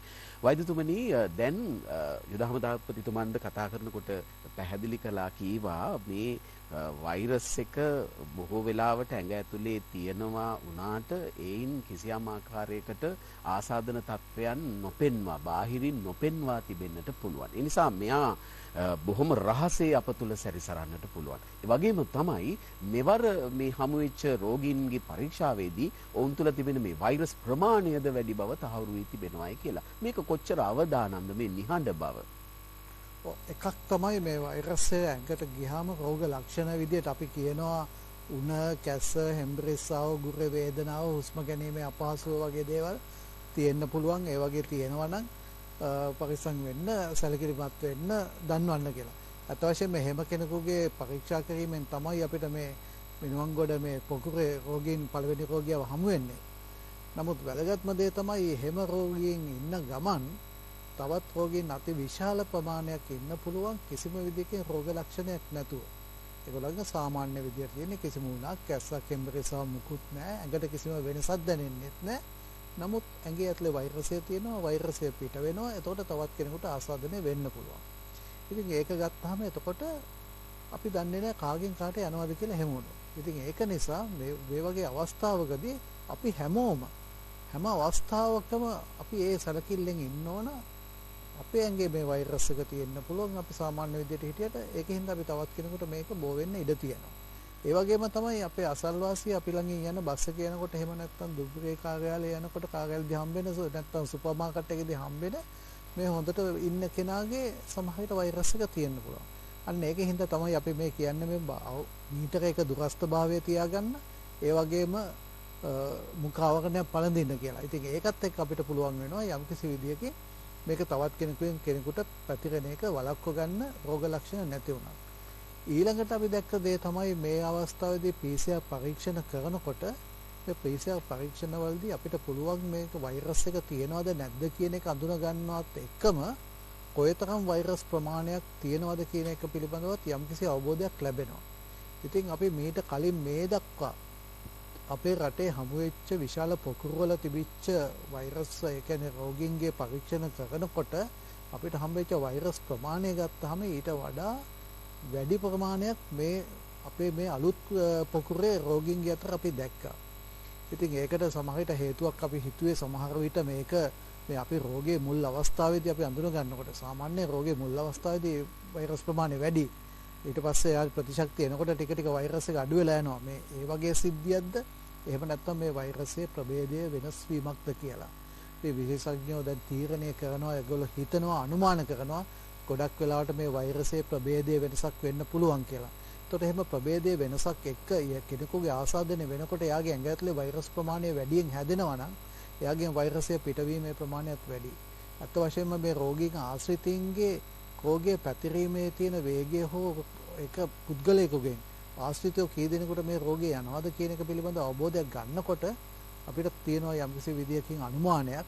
අත් වශයෙන්ම මේ ප්‍රභේදය ටිකක් සක්‍රියයි, ක්‍රියාන්විතයි, ආක්‍රමණශීලී. ඒක නිසා කෙනෙකුට බෝ වෙන්න තියෙන හැකියාව වැඩි කියලා. ඉතින් ඒ නිසා අපිත් ආක්‍රමණශීලී වෙන්න ඕන. අපිත් රෝගීන් හඳුනා ගැනීමේදී ඉක්මනට හඳුනා ගන්න ඕන. ආශ්‍රිතයින් අපි පරීක්ෂා කරලා හඳුනාගෙන ඔවුන් නිරෝධායනය කිරීම. වැදගත්ම දේ තමයි මේක නිරෝධායනය කරලා ඒ විදිහට කෙනෙකුට බෝ වෙන්න තියෙන නැතය සමීප ආශ්‍රය නවත්තන එක. ඉතින් එතෙන්දී ඊටාත්ම වැදගත් වෙනවා සමාජයේ නැවතවතාවක් අපි මේ සෞඛ්‍ය අංශ පැත්තෙන් රෝගීන් හඳුනා ගැනීම, ඊට පස්සේ ආශ්‍රිතයින් හඳුනා ගැනීම, ආශ්‍රිතින්ව නිරෝධායනය කිරීම, ඊට පස්සේ කල් වේලා බලලා නිසි කාලයට හොඳම කාලයේදී ඔවුන්ගේ PCR පරීක්ෂණ සිදු කිරීම සිදු වෙනවා. නමුත් ඒ අතරේදී ජනතාවගේ පැත්තෙන් දෙන දායකත්වය පුළුවන් තරම් මේ සමාජයට පැමිණීමේ තවත් පුද්ගලයන් එක්ක අන්තර් සම්බන්ධතාවය පවත්වාගෙන යන්නේ නැතුව සිටීමෙන් මේ වෛරසය ප්‍රචාර වීමට නැත්නම් මේ ධම්මල දිගින් දිගටම යෑමට තියෙන අවකාශය ඇහිරීමට ඔවුන්ගේ දෙන දායකත්වය ඉතාමත්ම වැදගත් වෙනවා. එහෙම වුණොත් විතරයි අපිට මේක පුළුවන් වෙන්නේ මේක අපිට කඩා ගන්න. එහෙම නැත්නම් අපිට මේක නවත්තන්න පුළුවන් වෙන්නේ. එහෙම නැත්නම් අපි කොයිතරම් දුරට PCR පරීක්ෂණ කළත්, කොයිතරම් අය කට්ටිය රෝහල් වලට ඇතුල් කළත්, යම්කිසි විදිහකින් තවත් සමාජයේ මේ රෝගීන් කීප දෙනෙක් ඉන්නවා නම් ඒගොල්ලන්ගෙන් තව තවත් එහාට යන්න පුළුවන්. ඒක නවත්ත ගන්න පුළුවන් වෙනවා. අර විදිහට ජනතාවගේ ඒගොල්ලන්ගේ දායකත්වය දෙනවා නම්. අවදානම් කලාප ආරක්ෂා කර ගැනීම සඳහා නිරෝධායන ඇඳිරි නීතිය පනවා තිබෙනවා. ඒ අතරතුර රටටම මේ පිළිබඳ අවධානයෙන් පසුවන්නට ඇයි මාධ්‍ය ඔස්සේ නිරන්තරයෙන් ඔබව දැනුවත් කරනවා. ඒ අතරතුර රටේ සියලු දේ සිදුවිය යුතුයි. දහමදාපතිතුමන් කියපු ආකාරයට ආර්ථික ක්‍රියාවලිය සිදුවිය යුතුයි, ඉපැයුම් ක්‍රියාවලිය සිදුවිය යුතුයි, අපේ එදිනෙදා කටයුතු සිදුවිය යුතුයි.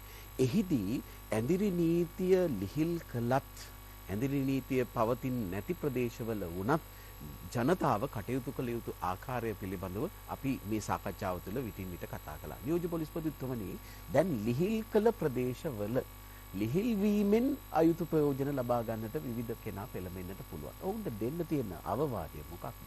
ඔව්, අවවාදය තමයි විශේෂයෙන්ම අපි බැලුවොත් එහෙම මේ සිද්ධිය ගැන දැන් විධාමතාපතිතුමාත් ඇමතිතුමා කිව්වා වගේ අපේ රජය පැත්තෙන් ඒ වගේම අපි රාජ්‍ය නිලධාරීන් හැටියට ගන්න තියෙන සියලුම ක්‍රියාමාර්ග අරගෙන තියෙනවා. ඒ උපරිම අරගෙන තියෙද්දිත් ඇයි අපිට මේ වගේ කේස සමු වෙන්නේ කියන එක දැන් පහුගිය ඉරිදා ඉඳලා ඉරිදානේ පළවෙනියෙන්ම මේ ඔය කාන්තාව ගැන අනාවරණය වුණේ. එදා ඉඳලා බලනකොට අපිට පේනවා අපේ ජනතාවට මේ රෝගයේ තියෙන භයංකර බව දැනුනේ නැහැ. ඒ දැනුනේ නැති වෙන්න හේතුව තමයි මුලින්ම පළවෙනි කොවිඩ් රෝගියා මාර්තු මාසයේ 11 වෙනිදා හම්බුණා අර සංචාරක මඟ පෙන්වන්න. ඊට පස්සේ එකපාරට ජනාධිපතිතුමා මේ කාර්ය සාධන බලකාය මෙතුමා පිහිටවලා ඇමෙතුමිය අපි ඔක්කොම ඇක්ටිව් වෙලා වැඩ කරා 18 ගුවන්තොටුපොළ වැහුවා. ඊට පස්සේ ගෙවල් වලට වෙලා හිටියා. ඊට පස්සේ එළියට ආවා. ඒ ඇවිල්ලා පාටි දැම්මා, මගුල් ගෙවල් ගත්තා, ඉස්කෝල ඇරියා, සිනමා ශාලා ඇරියා, ඡන්ද තිබ්බා. කරන්න තියෙන ඔක්කොම කළා. දැන් අපේ රටේ මිනිස්සුන්ට මේ බය දැනුනේ නැහැ මේ කොවිඩ් කියන්නේ මොකක්ද කියලා. දැන් අද බැලුවොත් එහෙම අපි ඉන්නේ ලෝකේ කොවිඩ් ආසාදිතයින්ගේ මට්ටමේ එක ඇමරිකාව දෙක ඉන්දියාව ඉන්නකොට අපි ඉන්නේ 133 වෙනි ස්ථානේ. අදට මේ අලුත් පොකුර ඇති වෙලා. ඒ කියන්නේ අපි කොච්චර පල්ලෙහාට බහලා ඉන්නවද? මත්පැන් බොනාතින් එකට දෙකට ගියා කියනවා. එතකොට සියදිවි නසා ගැනීමෙන් කියද්දි අපි 133ට ඇවිල්ලා හොඳ තත්ත්වෙක ඉන්නවා. ඒ අපේ රටේ මිනිස්සුන්ට දැනුන්නේ නැත්තේ අපි මැදිහත් අපි රජයත් ඒ වගේම ජනතාවත් මැදිහත් වෙලා මේක ඉක්මනට විසඳුවා. ඒකින්ද මේ කොවිඩ් කියන එක එච්චර දෙයක් නෙමෙයි. අපේ මරණ අනුපාතිකය ගත්තොත් 0.03ක් තමයි මරණ අනුපාතිකය. ඒ කියන්නේ දැන් 4800කට විතර පොසිටිව් වෙනකොට මැරලා තියෙන්නේ 13 දෙනා. ඉතින් මේක නිසා දැනුන්නේ නැහැ. හැබැයි දැන් ලෝකේ සමහර රටවල් වල මිනිස්සුන්ට මේක දැනුණා. මිනි පෙට්ටි තියාගෙන ට්‍රක් රථ පොලිමේ දවස් 2-3 බලාගෙන ඉන්නවා සෙමට්‍රි එකේ ක්‍රිමටෝරියම් එක ආදාහනාගාරයේ හිස් වෙනකල්. තව සමහර තැන්වල වලවල් කපන්න තැන් නැතුව එතන ඉඳලා කිලෝමීටර් 100 200 ඈතට වලවල් කපන්න ගෙනියනවා. තව සමහර තැන්වල අපි ගත්තොත් එහෙම එක ගමක් ගත්තොත් ප්‍රදේශයක් ගත්තොත් ඒ ගමේ හැම තැනකම හැම ගෙදරකම 100ක් ගත්තාම 4-5 දෙනෙක් මැරිලා මේ රටවල. ඉතින් මෙන්න මේ මම අද උදේ මේ වැඩසටහනට එන්න ඉන්නකොට මම මේ ගැන පොඩි අධ්‍යයනයක් කරා. මම බැලුවා මේ දකුණු ඇමරිකානු රාජ්‍යයක් තියෙනවා පේරු කියලා. පේරු කියලා රටක් තියෙනවා. එක පැත්තකින් ශාන්තිකර සාගරයෙන් වට වෙලා තියෙන්නේ. අනිත් පැත්තෙන් එල් සැල්වදෝරය, කොලොම්බියාව, චිලි රාජ්‍ය, බොලිවියා, මේ බ්‍රසීල්. මේකෙන් එක පැත්තකින් ලෑන්ඩ් එක තියෙනවා. ගොඩබිම අනිත් පැත්තේ මූද. දැන් මේ අද ඊයේ අරගෙන බලනකොට ලෝක සෞඛ්‍ය සංවිධානයේ වාර්තාවේ වැඩිම මරණ අනුපාතිකයේ ජනගහනයට සාපේක්ෂව වාර්තා වෙන රට තමයි පේරු රාජ්‍යය. මේගොල්ලන්ටත් වෙලා තියෙන්නේ මේ අපිට තාම වෙලා නැහැ. නමුත් අපේ විදිහටම තමයි මේගොල්ලන්ගේ මුලින්ම පාලනය කරා. ඊට පස්සේ ජනතාව රිලැක්ස් වුණා. නැවත කිව්වට මිනිස්සු මේකට අනුගත වුණේ නැහැ. ඉතින් ඒක නිසා දැන් අපිටත් වෙලා තියෙන මේ ප්‍රශ්නේ අපි දකිනවා. දැන් මේ කොවිඩ් පොසිටිව් රෝගීන් හම්බ වෙනකොට වෙනකොට නිරන්තරයෙන්ම අපි කියනවා යුද හමුදාපතිතුමාත් කිව්වා මෙතුමාත් කිව්වා මේ හැම එකකටම ආපහු මුලට ගිහිල්ලා බලනකොට බ්‍රැන්ඩෙක්ස් එකට තමයි සම්බන්ධ වෙන්නේ. දැන් මේ ඉන්න රෝගීන් අපි අරගෙන ගිහිල්ලා නිරෝධායන මධ්‍යස්ථානවල ඉන්නේ. ඒතකොට තව රෝගීන් රෝහල් වල ඉන්නවා. දැන් එතකොට අපි ඔබ හැමෝම දන්නවා මේකේ මේ සෞඛ්‍ය කාර්ය මණ්ඩලයකම අපේ බුද්ධ්‍යංශ සුවිශේෂ දායකත්වයක් දක්වා විශේෂයෙන්ම රාජ්‍ය බුද්ධි සේවාව විශේෂ කාර්යාංශය වගේම ත්‍රිවිධ හමුදා බුද්ධි සේවා. දැන් මේ බුද්ධි සේවා නිලධාරීන්ට වුණත් අර ප්‍රතිකාර ලබන මේ IDH රෝහලට ගිහිල්ලා ඒගොල්ලන්ට ප්‍රශ්න කරන්න බෑනේ. දැන් ඒගොල්ලෝ ටක් ගාලා පොසිටිව් වුණාම අපි යවනවා. දැන් එතකොට ඒ වුණාට දැන් හැමෝම දන්නවා මේ පොකුරේ අය මේ දැන් රෝහල්ගත වෙලා ඉන්න අය තමුන්ගේ ගෙදරට ආවා ගියා. ගෙදර හිටියා. පාටියක් දැම්මා. නැවතිලා හිටියා. දවස් දෙකක් අපේ අයියා ඇවිල්ලා ගෙදර නැවතිලා ඉඳලා ගියා. අන්නේ කට්ටිය තාමත් මේ තොරතුරු වසංගන ස්වභාවයක් අපේ පොලිස් නිරීක්ෂණ අනුව බුද්ධ්‍යංශ නිලධාරීන්ගේ නිරීක්ෂණ අනුව පෙන්ලා ගිහිල්ලා තියෙනවා. ඒ කියන්නේ දැන් මේ කොවිඩ් මේ බ්‍රැන්ඩෙක්ස් ආයතන සේවය කරපු අය බොහෝ වෙලාවට හැමදෙනෙක්ම වගේ අපි හොයාගෙන තියෙනවා. නමුත් ඒගොල්ලන්ගෙන් අපිට තව විස්තර ගන්නත් බෑ. ඒගොල්ලෝ සමහරලාට PCR පරීක්ෂණ කරපු හැටි ගෙනිනවා. දැන් අපේ සාර්ථක වුණේ මේක concept 3ක් උඩ කටයුතු කරපු දෙකක් තමයි identification හඳුනා ගැනීම, දෙවෙනි එක තමයි isolation වෙන් කිරීම, තුන්වෙනි එක tracing.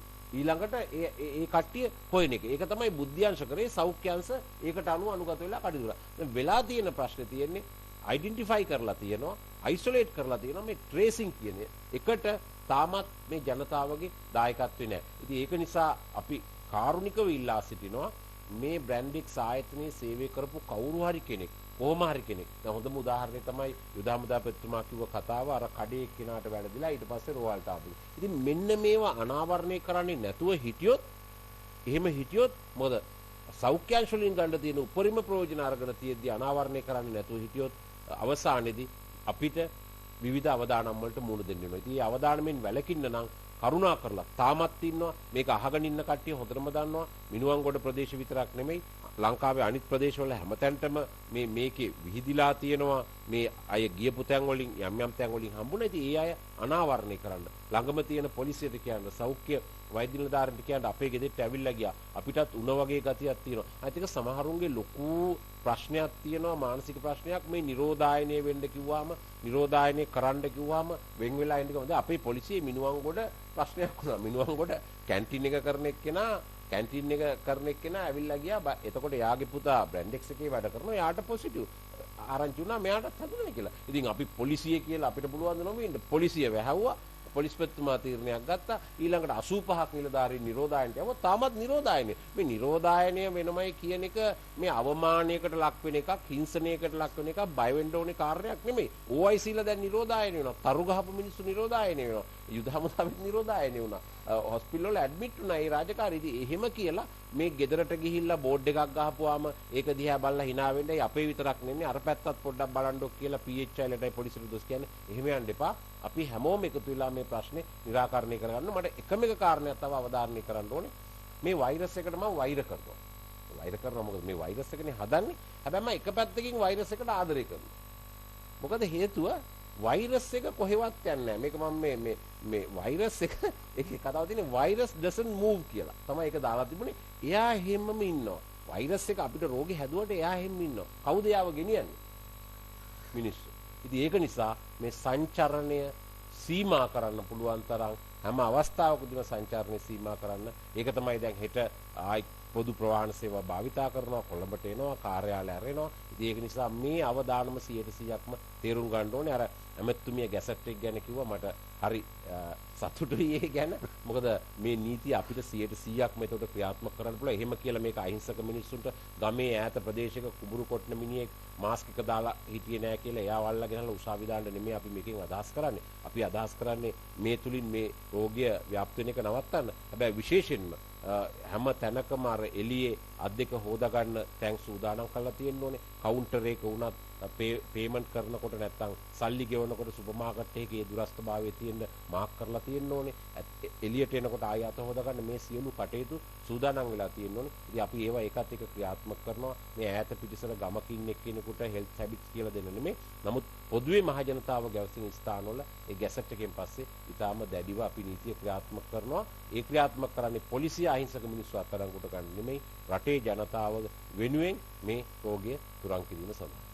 බොහොම ස්තුතිවන්ත වෙනවා ගරු අමාත්‍යතුමනි. දැන් පවතින තත්ත්වයේ යම් දැන් අපි හැම මොහොතකම කතා කළා රජයක් හැටියට සහ මේ අදාළ වගකීම් අංශ ඇතිවන තත්ත්වයකට ඕනෑ විදිහට පෙර සූදානමක් සහිතවයි අපි මේ සැලසුම් සකස් කරන්නේ කියලා. දැන් ආසාදිතයෝ වාර්තා වීම වැඩිවීම ඉහළ යාම සහ සෞඛ්‍ය පහසුකම් ඊට සමානුපාතිකව වැඩිවීම පිළිබඳව අවධානය යොමු කරද්දී මොනවද දැන් තියෙන සැලසුම් මේ සෞඛ්‍ය පහසුකම් තවදුරටත් වර්ධනය කරන්නේ?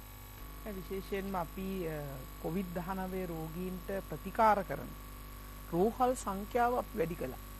මොකද උදකලා ඒ කියන්නේ අයිසොලේෂන් සෙන්ටර්ස් කියන්නේ අපි රෝගියේ සැකසහිත අය තියාගන්න තැන් ඒවත් වැඩි කරලා තියෙනවා. ඒ වගේම රෝගීන්ට ප්‍රතිකාර කරන රෝහල් සංඛ්‍යාව අපි වැඩි කරලා තියෙනවා. ඒ වගේම මම කලින් කිව්වා වගේ අපේ තියෙන පරීක්ෂණාගාර පහසුකම් ඉස්සර අපිට 2000ක් විතර තමයි පරීක්ෂණ කරන්න පුළුවන්. අද අඩුම ගානේ 7000ක් උපරිම ධාරිතාවයකට ගියොත් පුළුවන්. එහෙම නැත්නම් අඩු ගානේ 5000කටවත් දවසකට මේ පරීක්ෂණාගාර පහසුකම් ඇති කරලා තියෙනවා. ඉතින් ඒ නිසා අපි අපේ අමාත්‍යාංශයේ පැය 24ම වැඩ කරන මේ මැදිරියක් අපි ස්ථාපනය කරලා තියෙනවා. අපේ නිලධාරීන් සියලු දෙනා එහි වැඩ කරනවා. ඒ වගේම විශේෂයෙන්ම අපි කියන්න ඕනි ලංකාව තමයි එකම රට යම්කිසි විදියක ඔබට රෝග ලක්ෂණයක් ආවොත් නැත්නම් ඔබට දැනුණොත් 1990 ගිලන් රථයට දුරකථන අංකයට කතා කළපුවම ඔබව ගිලන් රථයේ ගෙදෙට්ට ඇවිල්ලා අරගෙන යනවා රෝහල. ඉතින් ඒ සේවාව තියෙන්නේ ලංකාවේ. ඒ වගේම 1999 කියන දුරකථනය පැය 24ම විවෘතයි සෞඛ්‍ය අමාත්‍යාංශයේ. ඔබට යම් උපදේශයක් ගන්න අවශ්‍ය නම් යම් රෝගී තත්ත්වයක් හෝ යම් කිසි දෙයකට 1999 දුරකථනයට කතා කරන්න. මේ පැය 24ම විවෘතයි. ඒ වගේම යම්කිසි රෝග ලක්ෂණයක් ඔබට තියෙනවා නම් ඔබව ගිලන් රථයේ ඔබේ නිවසටම පැමිණෙනවා 1990 දුරකථනයට කතා කරාම සුවසැරිය ගිලන් රථයේ ඔබේ නිවසට පැමිණෙනවා. ඒ වගේ සේවාවන් අපි සපයලා තිනවා. ඒ වගේම අපි අවසාන වශයෙන් මේ රටේ ජනතාවගෙන් කියන්න ඕනේ ලෝක සෞඛ්‍ය සංවිධානය මෑතකදී අඳුනාගෙන තියෙනවා හොයාගෙන තියෙනවා මෙය ඊටාම කිට්ටුවෙන් පෙරපුම් සහිත තැන්වල කටයුතු කරනකොට හුස්මෙන් පවා ඒ කියන්නේ කතා කරන දැන් මුඛාවරණ දාන්න කියන්නේ කතා කරනකොටනේ කිවිසුම් මරිනකොට කතා කරනකොට ඒ බිඳිති වලින් බෝ වෙන්න පුළුවන් කියපු එක වර්තමානයේදී යම්කිසි ඔය ගොඩාක් තෙරපෙන තැන්වල මේ මහජන එකතු වී අපි තහනම් කරලා තියෙන්නේ සංගීත සංදර්ශන වගේ ඔය වගේ සියලු දේවල් අපි ආයේ තහනම් කරේ ඒ මොකද මහජන ඒ හුස්මෙන් පවා බෝ වෙන්න පුළුවන් ඊටාම කිට්ටු ළඟින් කටයුතු කරනකොට. ඉතින් ඒ නිසා ඒක අපි මේ වෙලාවේ අපි අවබෝධ කරගන්න ඕනේ අපිට බෝ වෙන්න තියෙන ඉඩකඩ වැඩි ප්‍රමාණයක් තියෙනවා. අලුතෙන් මේ රෝග ලක්ෂණ සහ රෝගය බෝ වෙන්න පුළුවන් ක්‍රම ගැන ලෝක සෞඛ්‍ය සංවිධානය කියලා තියෙනවා එහෙම වෙන්න පුළුවන් කියලා. නිසා ළඟ ඒ කියන්නේ මීටරයේ දුර ඒ කියන්නේ මාස්ක් එක දාගෙන සෙන්ටිමීටර දුරයට ඉඳලා හරියන්නේ නැහැ. මාස්ක් එක දාලා මීටරයේ දුරයට ඉන්න. ඒක තමයි අපි අපේ රටේ ජනතාවට ආදරෙන් කියන්න වෙන්නේ.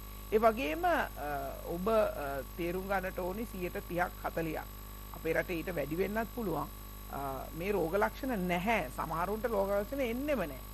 ඉතින් ඒක නිසා එවැනි පිරිස ඔබ අතර ඉන්න පුළුවන්.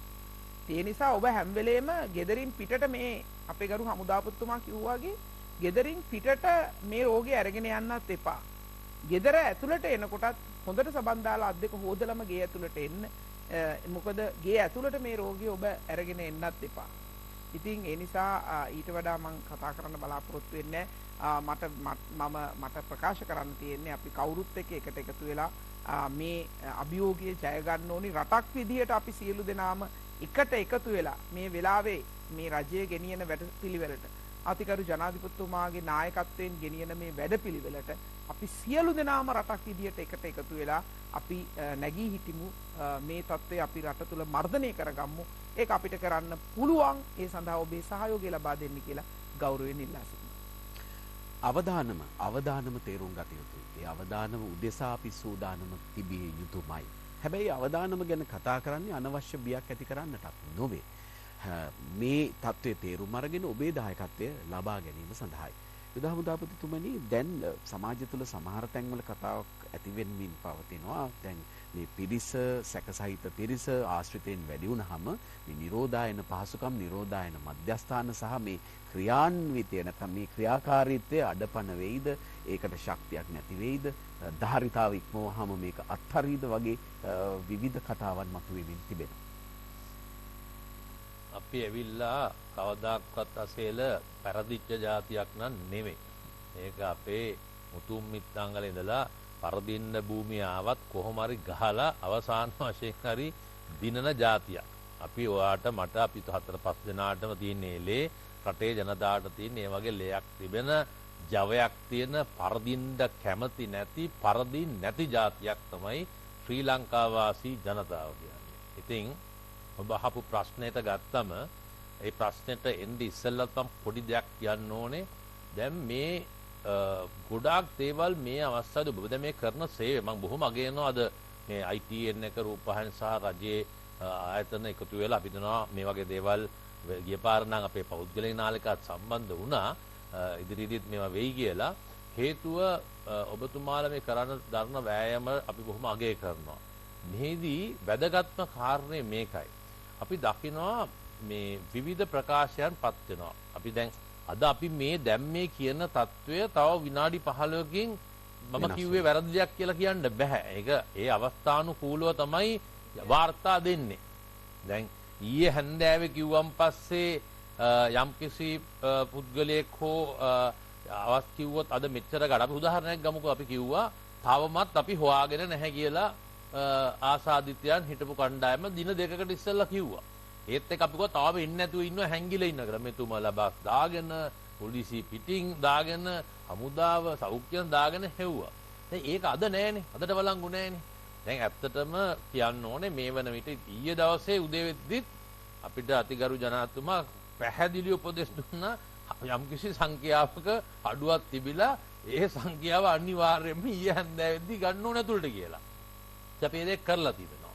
ඉතින් මේ පොඩි සංඛ්‍යාත්මක පොඩි ප්‍රශ්නක් තියෙනවා. මොකද සමහරලාට අපේ නියෝජ්‍ය පොලිස්පතිතුමා පැහැදිලිව කිව්වා වගේ දැන් මේ ඇතුළට ගිහිල්ලා මේ ඔක්කොමත් එක කතා කරගෙන ඔක්කොම කරන්නත් බැහැනේ. දැන් ගොඩක්ම තියෙන ආසාදිත වෙච්ච කට්ටිය. ආසාදිත නොවිච්ච කට්ටිය උනත් නිරෝධායන වෙලා ඉද්දි ගිහිල්ලා ඒ කට්ටියත් එක්ක මේ බුද්ධ්‍යංශ වලට ඒ තරම් සම්බන්ධ වෙන්න හැකියාවක් නැහැ. ඉතින් ඒකින්ද සමහර කට්ටියගේ අපි දැක්කා කලින් දුන්න ඇඩ්‍රස් එක දුන්නම ඒ ඇඩ්‍රස් එකට ඡන්දෙන් පස්සේ ආවේ නැහැ කියනවා.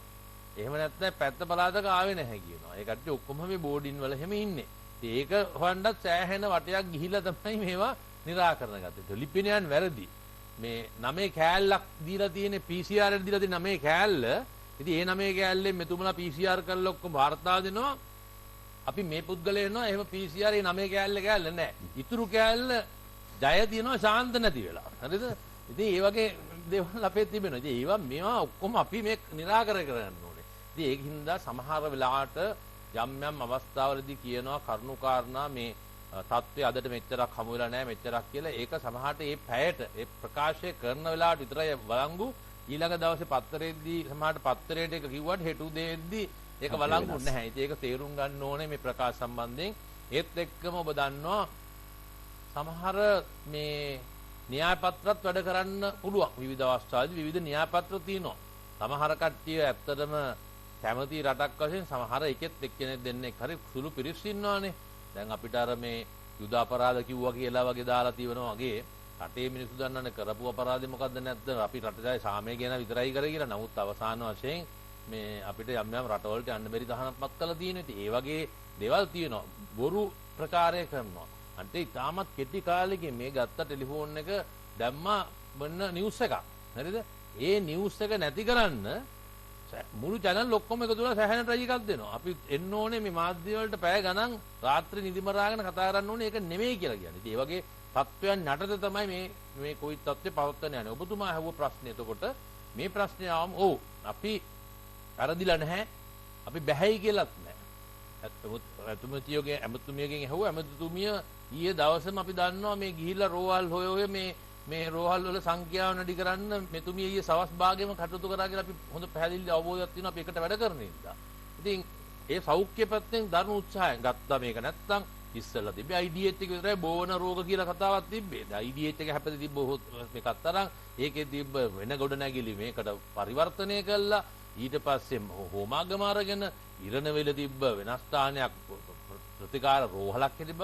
මෙතුමියගේ දැන් මොලේ වැඩ කරන්න ගොඩක්ම මේ මම හිතන්නේ රෝහල් සංඛ්‍යාව වැඩි කිරීම, පරීක්ෂණ වැඩි කිරීම, මේ වගේ දේවල් වලට තුමේ කරනවා. සෞඛ්‍ය අමාත්‍යාංශ සේවා කරනවා. අපි එහෙම අනිත් පැත්තට අපි මේ කාර්යයන් යන ගමන් කිසිදු ප්‍රාර්ථනාවක් නොමත වුණත් අපි බලාපොරොත්තු වෙන්නේ උපරිමයක් ඔබ හවුව මධ්‍යස්ථාන ඇතිද කියලා. ඔව් අපි කොහොමත් පවත්වාගෙන යනවා. ඇති වෙන්න අපි තියාගෙන ඉන්නවා.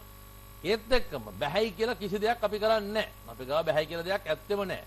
අපි ඉන්නේ මොකද? අපි හමුදාවක් වශයෙන් මම රටේ හමුදාපතිවරයා මේ ආරක්ෂක මානව ප්‍රධානී කියන ත්‍රිවිධ හමුදාවේ ප්‍රතිවරයා හැටියට අතිගරු ජනාධිපතිතුමා ආරක්ෂක ලේකම්තුමාගේ යටතේ අපි ඉන්න. අපි කොයි වෙලාවකවත් අපි බැහැයි කියන්න බලාපොරොත්තු වෙන්නේ නැහැ. බැහැයි වෙන්නේත් නැහැ. අපි මොන දේ ආවත් කොහොම වුණා මම ඊට ඉස්සෙල්ලා දවසුත් කිව්වා හදලා හෝ මවලා හරි. හරිද?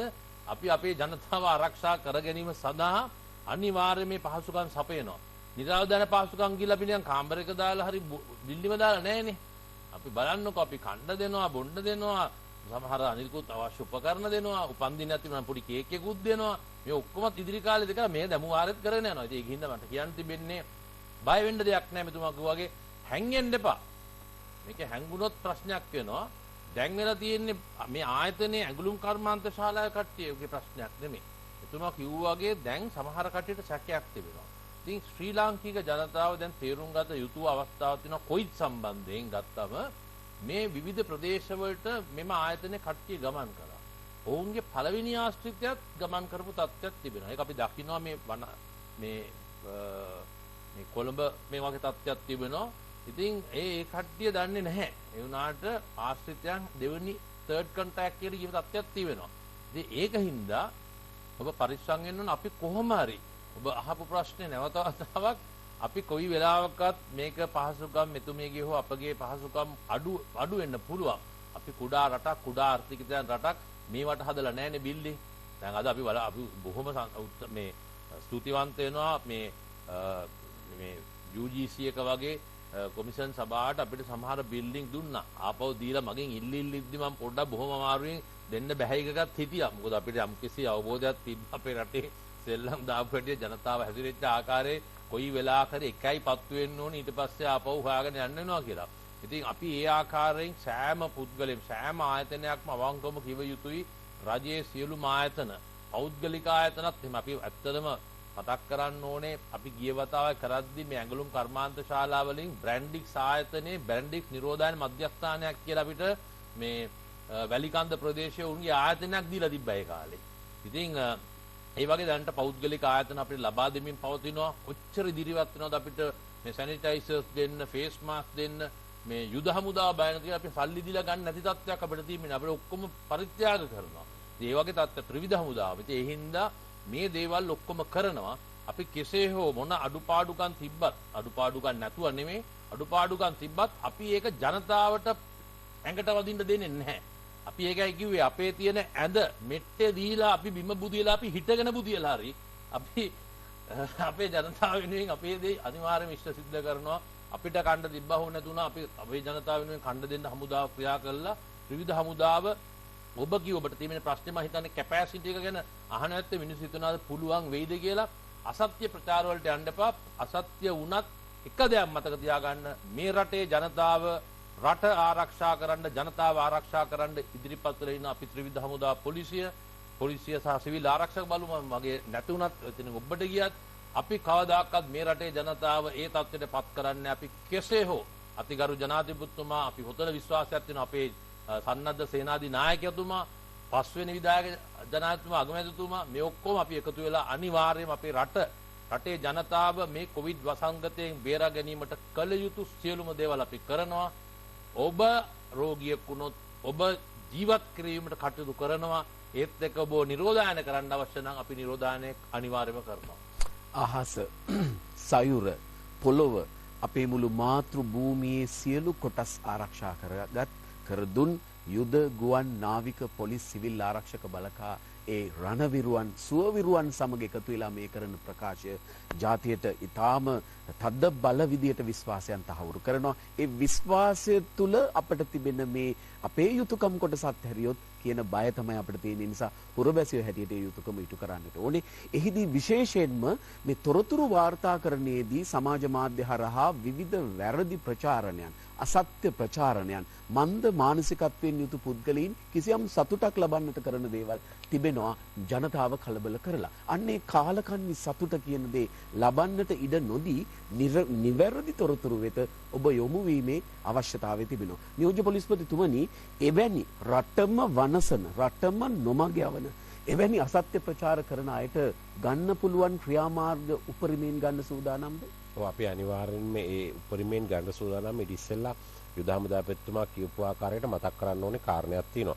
දැන් මේ සංඛ්‍යාලේඛන විවිධ පාර්ශ්ව ඉදිරිපත් කරනවානේ. අපි ගත්තොත් මොනතරම් දැන් සමහර වෙලාවට SMS එකක් යනවා යුද හමුදාපතිතුමා මෙහෙම කිව්වා කියලා. අජිත් රෝණ මෙහෙම කිව්වා කියලා. ඇමෙතුමිය මෙහෙම කිව්වා කියලා. එතකොට මෙතුමා කිව්වා කියලා. හැබැයි ඒ මොන ඒවා ගියත් අපි ගොඩක් වෙලාවට සාකච්ඡා කරනවා. යුද හමුදාපතිතුමා මොකක් හරි කිව්වත් ඒ ගැන මට දැනුම් දෙනවා. යුද හමුදා මාධ්‍ය ප්‍රකාශ කළා මම මෙහෙම එකක් කිව්වා මෙහෙම කරන්න. මමත් මොන ප්‍රකාශයක් කරත් එතුමාගෙන් උත්සාහනවා. ඇමෙතුමිය මට කතා කරලා අහනවා. අපි ඊටාම වගකීමෙන් තමයි මේ විශේෂයෙන්ම මේ දත්ත සමාජයට මුදා හරින්නේ. එහෙම හුදේකලාව තනිව මුදා හරින්නේ නැහැ. දැන් අද උදේ යුද හමුදාපතිතුමා ආපු හැටියත් මම එක්තරා තැනක රෝගියෙක් හමුවීමක් ගැන අහුවා. එහෙම හැම වෙලාවකම අපි කතා කරලා තමයි කියන්නේ. දැන් එහෙම අපි නිකුත් කරන අතර ප්‍රාදේශීය වශයෙන් යම් අයට යම් ප්‍රකාශ නිකුත් කරනවා. ඉතින් ඒවා අපේ මාධ්‍යවේදීන් දොස් කියන්නත් බෑ. මාධ්‍යවේදීන් මේක ඒ කිව්වහම ඉතින් ඒත් කවුරු හරි කෙනෙක් කිව්වහම මේක හයිලයිට් කරලා නිවුස් එක දානවා. දැන් මම අද දැක්ක සතියන්ත පුවත්පත්වල මේ අපි කිව්වේවට පරිබාහිරව මේ රෝගීන් පොසිටිව් රෝගීන් ගැන ඒ වගේම මේ මෙතුමා තමයි ඒ ගැන අපේ මේ එපිඩ් යුනිට් එකේ මෙතුමා තමයි ඒ ගැන 100%ක්ම දන්නේ. මමත් ලේසියෙන් කියන්නේ සංඛ්‍යාලේඛනයක් එතුමාගෙන් ඒ වගේම යුද හමුදාපතිතුමාගෙන් අහන්නේ නැතුව ඒ අංශවල ඉන්න කර්නල් හරි බ්‍රිගේඩිය හරි ඒගොල්ලන්ට කතා කරලා විස්තර අරගෙන තමයි. ඉතින් එතකොට සමහර අය මේ වගේ ප්‍රවෘත්ති පළ වුණාම ජනතාව කලබලයට පත් වෙනවා. මෙච්චර ගාණක් මිසින් වෙලා තියෙනවා මෙහෙම. ඒ ගැන එහෙම එවැනි ප්‍රවෘත්ති ගැන විශේෂයෙන්ම අපි ජනතාවට කියන්න ඕනේ මේ කොවිඩ් මධ්‍යස්ථානයක් පිහිටවලා තියෙනවා. ඒ සම්බන්ධයෙන් සෞඛ්‍ය ඇමතිතුමී යුද හමුදාපතිතුමා ප්‍රධානත්වයෙන් කටයුතු කරනවා. සෞඛ්‍ය සේවා අධ්‍යක්ෂ ජනරාල්වරයා වෙනම එපිඩ් යුනිට් එක වසංගත රෝග අංශය තියෙනවා.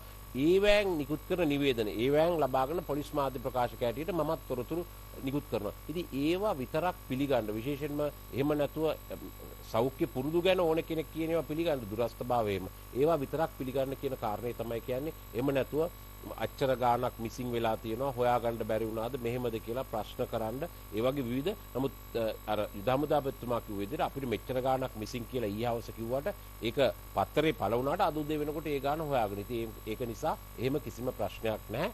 ඒ ගැන අපි අනිවාර්යෙන්ම අපි සම්බන්ධ වෙලා තමයි කටයුතු කරන්නේ ප්‍රකාශ නිකුත් කරන්නේ මාධ්‍යයට.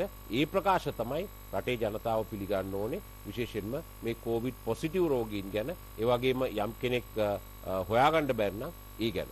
ඒකම අනිත් කාරණේ මට කියන්න ඕනේ දැන් අපි මේ සම්බන්ධව විවිධ ප්‍රකාශ නිකුත් කරපු පුද්ගලයෝ දෙන්නෙක් අත්අඩංගුවට ගත්තා. දෙන්නම රිමාන්ඩ් බාරේපත් කරලා තියෙනවා. ඔබට යම් කිසි දැන් මොකද අන්තර්ජාලයේ ඕන තරම් නිවැරදි ඒ කියන්නේ සත්‍ය එකක් විදිහටම ලේඛන හදන්න පුළුවන්.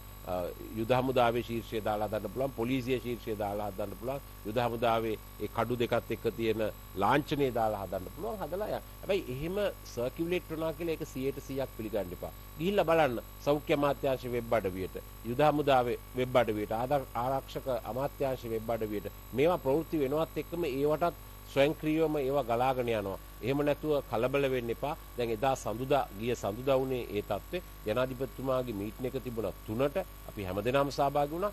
5:20 වෙනකොට ගියා ලංකාවටම ඇඳිරි නීතිය දානවා කියලා පහවදා ඉඳලා ඒ පුද්ගලයා අපි අත්අඩංගුවට ගත්තා. ඒ වගේම ඒ වගේ නිවුස් එකක් ඔබේ ෆෝන් එකට ආපුවාම ඒක ෂෙයා කරන්න ෆෝවර්ඩ් කරන්න යන්න එපා. මොනම වෙලාවකවත් ඒක තහවුරු කරගන්නේ නැතුව. ඇත්තටම ඇඳිරි නීතිය දානවා නම් ඒක ෂෙයා කරන්න ඕනේ අනිත් කට්ටිය දැනගන්න. ඒක හොඳයි. හැබැයි සමාජ මාධ්‍ය ජාලයේන තොරතුරු ඒ ආකාරයෙන් පිළිගන්න එපා.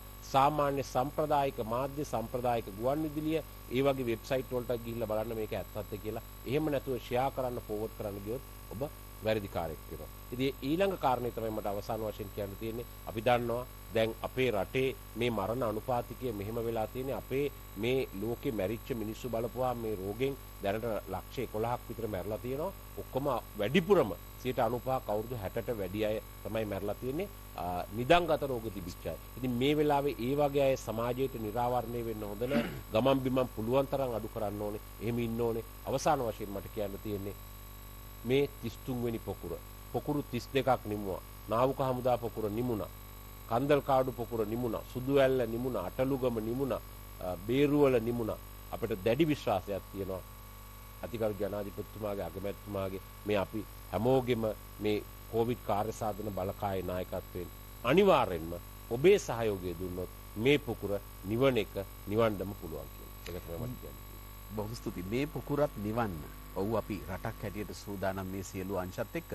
හැබැයි ඒ නිවීමේදී ඒක නිවන්න කටයුතු කරනවා විනා ගිනි තියන්න කටයුතු නොකර ඉන්න සියලු දෙනා වග බලා ගන්න ඕනේ. එහිදී විශේෂයෙන්ම අපි දැක්කා මේ ගරු අමාත්‍යතුමීනි පාර්ලිමේන්තුවේදී එහෙමත් මේක කිසියම් ආකාරයකට දේශපාලන ක්‍රියාවලියකට නැත්නම් දේශපාලනයක වාසියක් බවට හරවා ගන්න උත්සාහ කරනවාද කියලා. ඒක එතරම් සදාචාරාත්මක නෑ නේද? මම හිතනවා සියලුම දේශපාලන පක්ෂවල නායකයින් ඉතාම වගකීමකින් වැඩ කළ යුතුයි කියලා. මොකද අපි අපේ රට බේරා ගැනීම සඳහා මේ தත්ත්වය මර්ධනය කර ගැනීම සඳහා කළ හැකි සියලු දේම කරනවා.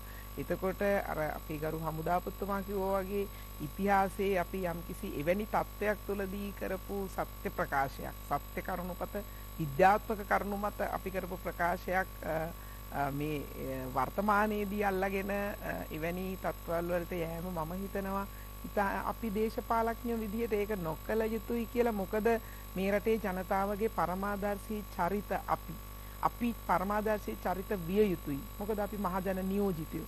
ඒ නිසා අපි හැසිරෙන විදිය, අපි කතා කරන විදිය, අපි පාර්ලිමේන්තුවේදී හැසිරෙන විදිය මේ රටේ ජනතාව බලාගෙන ඉන්නවා. සමහරවිට මේ රටේ ජනතාව ඉච්ඡා බංගත්වයටපත් වෙනවා. අනේ අපේ රටේ නායකයෝ නේද මේ හැසිරෙන්නේ? ඇයි මෙහෙම වගකීමකින් නැතුව කටයුතු කරන්නේ? ඇයි මේ ජාතික වැඩසටහනකදී උදව් නොකරන්නේ? ඇයි රටක් විදියට මේ ඔක්කොටම එකට එකතු වෙලා අපේ රට බේරගන්න බැරිද? එවැනි තත්ත්වයක මේ රටේ මහජනතාව සමහරලාට ප්‍රශ්නාර්ථ ඔවුන්ට තියෙනවා. ඒ නිසා මේ රටේ ඉන්න දේශපාලන නායකින්ගෙනුත් අපි ඉල්ලා හිටින්නේ අපි සහෝදර කැලක් විදිහට මේ රට ආරක්ෂා කරගන්න ප්‍රධාන වගකීමක් දරන මහජන නියෝජිතයෝ ඊටාම වගකීමකින් පාර්ලිමේන්තුවේ කාලය හැල්ලුවට ලක් කරන්නේ නැතුව පාර්ලිමේන්තුවේ කාලය ඊටාම වැදගත් ආකාරයට රටට ඵලදායී කාර්යයට යොදා ගැනීම අපේ වගකීමක් කියලා සියලුම මහජන නියෝජිතයින්ටත් මම කියන්නේ. හොඳයි එහෙනම් අපි මේ සාකච්ඡාවේ අවසානයේකට එළඹෙන්නට සූදානම්. සුවවිරුවන් අනික් පැත්තෙන් රණවිරුවන් ඒ වගේම බුද්ධ්‍යංශ ආරක්ෂක අංශවල අනිකුත් පාර්ශව ඒ වගේම සෞඛ්‍ය අමාත්‍යාංශය රජයේ පාර්ශවයෙන් ඒ වගේම මහජනතාව හැටියට ඔබ මේ සියලු පාර්ශව පෙරදා වාගේම එකතු වුණොත් අපට අර නියෝජ්‍ය පොලිස් පොත්පත් කිව්වා වගේ අපිට මේක නිවන්න බැරිකම නැහැ. ඒ නිසා කළ නොහැක්කක් නොමැත කියන ඒ උදාන පාඩයට අනුව අපි සියලු දෙනාම කටයුතු කරමු. හැබැයි ඔබේ වගකීම නොපිරිහෙලා ඉටු විය යුතුයි. හෙට දවසේදී නොව අද දවසේදීම මේ මොහොතේ සිටම ඔබ ආරක්ෂා වුණොත් ඔබ මේ රෝගය ගෙන යන වාහකෙක් නොවුනොත් අපට පුළුවන් මේ ජාතිය අපේ රට ආරක්ෂා කරගන්නට. ඒ වගේම ඒ සඳහා වන මූලාශ්‍ර නිවැරදි මූලාශ්‍ර වලින් තොරතුරු ලබා ගනිමින් කලබල නොවි පරිස්සමින් අවධානයෙන් ඔබේ යුතුයකම ඉටු කරන්නට කියලා අපි ඔබ සියලු දෙනාගෙන්ම පුරවැසියන් හැටියට ඉල්ලා සිටිනවා. ඒ වගේම මේ සඳහා දායකත්වය ලබා දෙන සියලු පාර්ශවවලට ශක්තිය ධෛර්යය ලැබෙන්නට කියලා ප්‍රාර්ථනා කරනවා. ඒ සඳහා ඔවුන්ට ශක්තිය සදන්නට අපිත් අධ්‍යාත්මිකව එකතු වෙමු. මේ සියලු කාරණා අපේ රටේ අනාගතය වෙනුවෙන්, අනාගත සුබ සිද්ධිය වෙනුවෙන්, අනාගත අභිවෘද්ධිය වෙනුවෙන්, දරුවන්ගේ ආරක්ෂාව වෙනුවෙන්, දරුවන් රැක ගැනීම වෙනුවෙන්. ඒ නිසා ඒ සඳහා කර උර ලබා දෙන සියලු දෙනාට ශක්තිය ධෛර්යය ප්‍රාර්ථනා කරමින් අපි මේ සාකච්ඡාවේ සමාප්තියකටයි සූදානම් වන්නේ. ගරු සෞඛ්‍ය අමාත්‍යතුමිය නීතිඥ පවිත්‍රා දේවී වන්‍යාරච්චි මැතිතුමියට මේ විදිහට ස්තුතිවන්ත වෙනවා. ඒ වගේම වසංගත රෝග විද්‍යාංශයේ ප්‍රධාන වසංගත රෝග විද්‍යාඥ විශේෂඥ වෛද්‍ය සුදත් සමරවීර මැතිතුමනි මේ විදිහට ස්තුතිවන්ත වෙනවා. ඒ වගේම කොරෝනා වැළකීමේ ජනාධිපති කාර්ය සාධක බලකා ප්‍රධානී ආරක්ෂක මාණ්ඩලික ප්‍රධානී යුද හමුදා අධිපති ලුතිනන්ට් ජනරාල් ශවේන්ද්‍ර සිල්වා මැතිතුමන්ට දෙවිනි ස්තුති. පොලිස් මාධ්‍ය ප්‍රකාශක නියෝජ්‍ය පොලිස්පති නීතිඥ අජිත් රෝහණ මැතිතුමනි ඔබතුමන්ලාට බෙහෙවින් ස්තුතිවන්ත වෙනවා. එහෙමනම් සමුගන්නේ අපි නිවැරදි වෙමු, නිවැරදි ක්‍රමවේද සෞඛ්‍ය පිළිවෙත් ආරක්ෂා කර ගනිමු. රට කොරෝනාවෙන් මුදාගෙන යලි නැගිටිමු. ඔබට ජය වේවා.